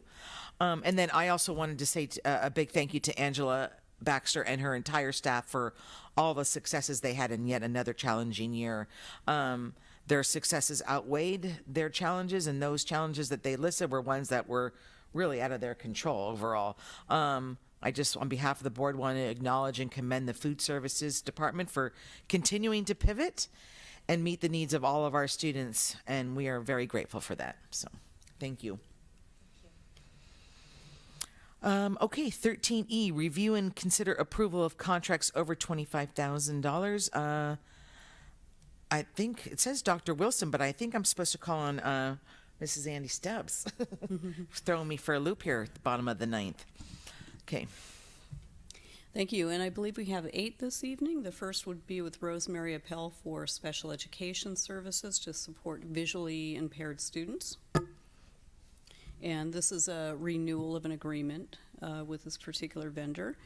The next would be with Calistoga Joint Unified School District, and this would be for students participating in our transition program from that district. The next would be with Calistoga Joint Unified School District also for any students that may be participating in our SDC classes. And currently we don't have any, but we wanted to have this MOU established just in case somebody moves into their district and needs our services. The next would be with Howell Mountain Elementary School, again for special day class services. The next would be with Pope Valley, and this is a new one for us. We do anticipate a student coming from that district. Next is with Miller Pacific Engineering Group, and this is for engineering services related to the board-approved RLS track and field project. Next is a renewal of our annual agreement with between Napa Valley Unified and the Napa Valley Adult Education Program. We receive revenue on a pass-through basis that comes to us and then goes out to the Napa Valley Adult Education Program for services. And then the last one I'm particularly excited about, this would be with the Up Valley Family Center, and this would be a partnership whereby Up Valley would coordinate the planning process for a community schools initiative here at our high school. And that would be an effort to support students as described in the agenda item. And we would be using some one-time COVID funding, the ESSER funds, to cover that expense. And so with that, I would ask if the board had any questions about any of the contracts. Is there anyone who wishes to publicly comment on this agenda item? There's no public comment. Trustees, any questions or comment about this agenda item? No. Okay, is there a motion to approve the contracts over $25,000 as presented? I'll make that motion. Is there a second? I'll second. As most are in favor of the motion, Dr. Wilson will conduct a roll call vote. Trustee Simon? Trustee Haug? Aye. Trustee Kerr? Aye. President Pelosi? Aye. Motion carries. 13F, this is the St. Helena Unified Business Operations Quarterly Update. This is a written report that's been submitted for our review. Is there any public comment on this agenda item? There's no public comment. Okay. Trustees, any questions or comments? No, I'm good. I have just one, and it was about the pool liner replacement. And I know if we don't have a regularly scheduled board meeting in July, and I just want to be sensitive to the water consumption issue in our community as we continue to still, get further into wildfire season. I want to make sure that we have enough information if we're going to be asked to vote on something at the August meeting, that we're understanding once again, the whole water replacement system. I'm sure it's the same as you presented us before, but I'm just want to make sure that we're being transparent and cognizant of the sensitivity of water to our community in general. Yeah. So, Yeah. just that, and I know that we are, Andy. I'm not trying to assume that we're not, but I think it's important for us to be very mindful of that replacement and that project as we get closer to that happening. Because it looks like it's going to be another summer where water's going to be on everyone's mind. Yeah. Yeah. So that's what I wanted to share. Thank you. Understood. Okay. Okay, and thank you for that report. Okay, now we're on to items 14A, which is future agenda items. Now, obviously we don't have a July meeting. We have a study session, which will be about district of choice and enrollment. Our next regularly scheduled board meeting is in August at this point. So do the trustees have subjects for future agenda items? No, I don't. Okay. I was thinking about our discussion earlier around all the wonderful work that all the administrators have done for the new AR that we have in place for hate-motivated speech and violence, and the presentation for tonight. So a really huge thank you from me. The comment that was brought up by a parent during open comment about creating a document for children to sign something that is kid friendly at the beginning of the year to help them understand what hate motivated speech, either direct or indirect, looks like, what hate motivated violence looks like, and to be able to sign a kid friendly document. It would be nice for perhaps in September or October. I know the beginning of the school year is around the corner and administrators and teachers will be very busy, but to create perhaps at the RLS and the high school level, you know, it's under their discretion at the primary and the elementary level, but to create some sort of document for kids so they really understand the consequences around that behavior at the beginning of the year for a fresh start. And if it doesn't happen at the beginning of the year, perhaps sometime in the fall. I'd love to hear what the administrators would think about some sort of kid-friendly document that could be signed that relates to the new AR and the new information that parents are receiving, so parents and children are on the same page. So maybe, Laura, what I'm hearing in that is, because obviously we don't direct the work of the principals. That's not Right. our, you know, we would give direction to the superintendent. Right. But I want to trust that that was heard tonight. But having said all that, I think maybe it's something that, and Dr. Wilson can certainly chime in, maybe it's something we ask the principals to put in their principal report to us to say that they've created this. I mean, it's much like what you review maybe in a student handbook, right? When you get that student handbook at the end of the year, that's probably what your sense is looking for, you know, is something that these students understand. You know, I did hear the public comment about providing specific examples, and I understand that, you know, that's probably helpful to a middle school child to understand. My sense is that the school is going to be hesitant to give specific examples because they could change all the time. But I think we need to leave that up to the principals to decide if they want to add something like that. Now, am I correct in my thinking that that would be something that the superintendent could direct their principals to do?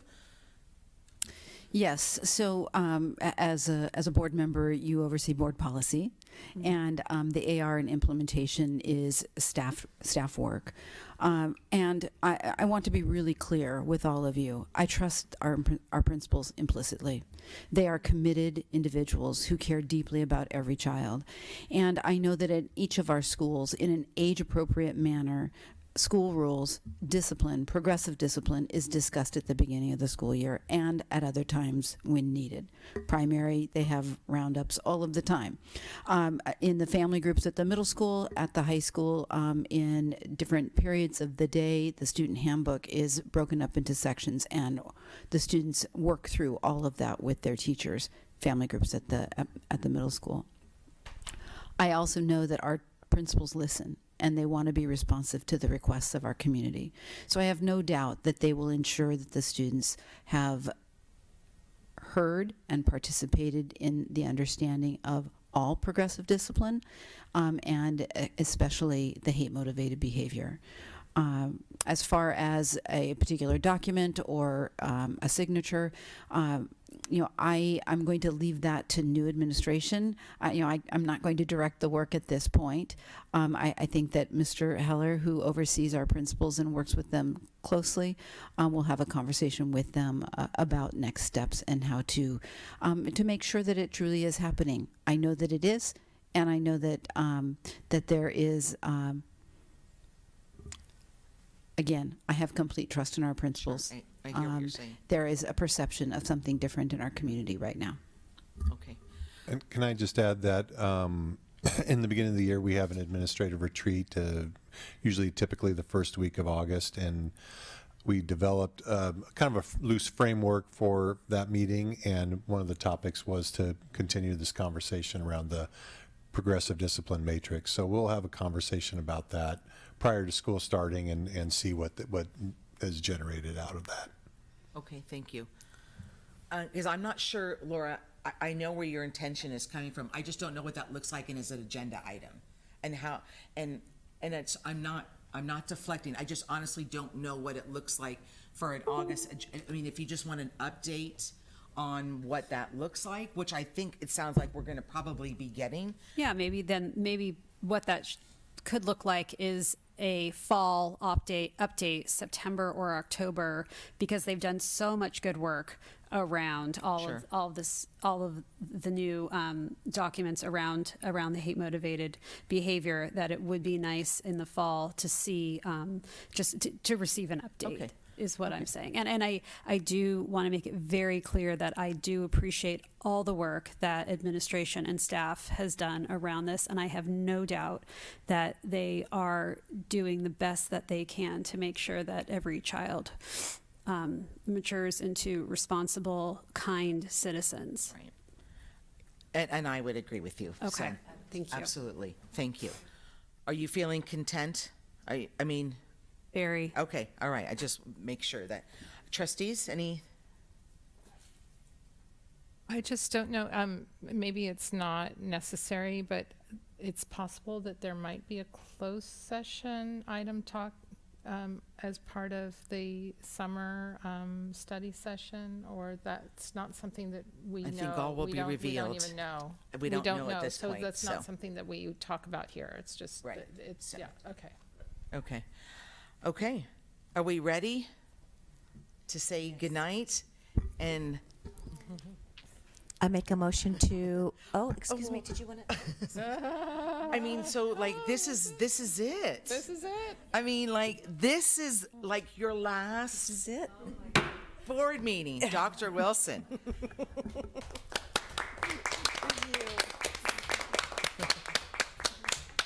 So let's go on to here. I haven't even followed my.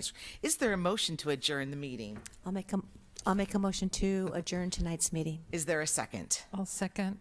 As most are in favor of the motion, Dr. Wilson will conduct her final roll call vote of her 36-year career in education. Trustee Simon. Aye. Trustee Haug. Aye. Trustee Kerr. Aye. President Pelosi. Motion carried. Aye, motion carried.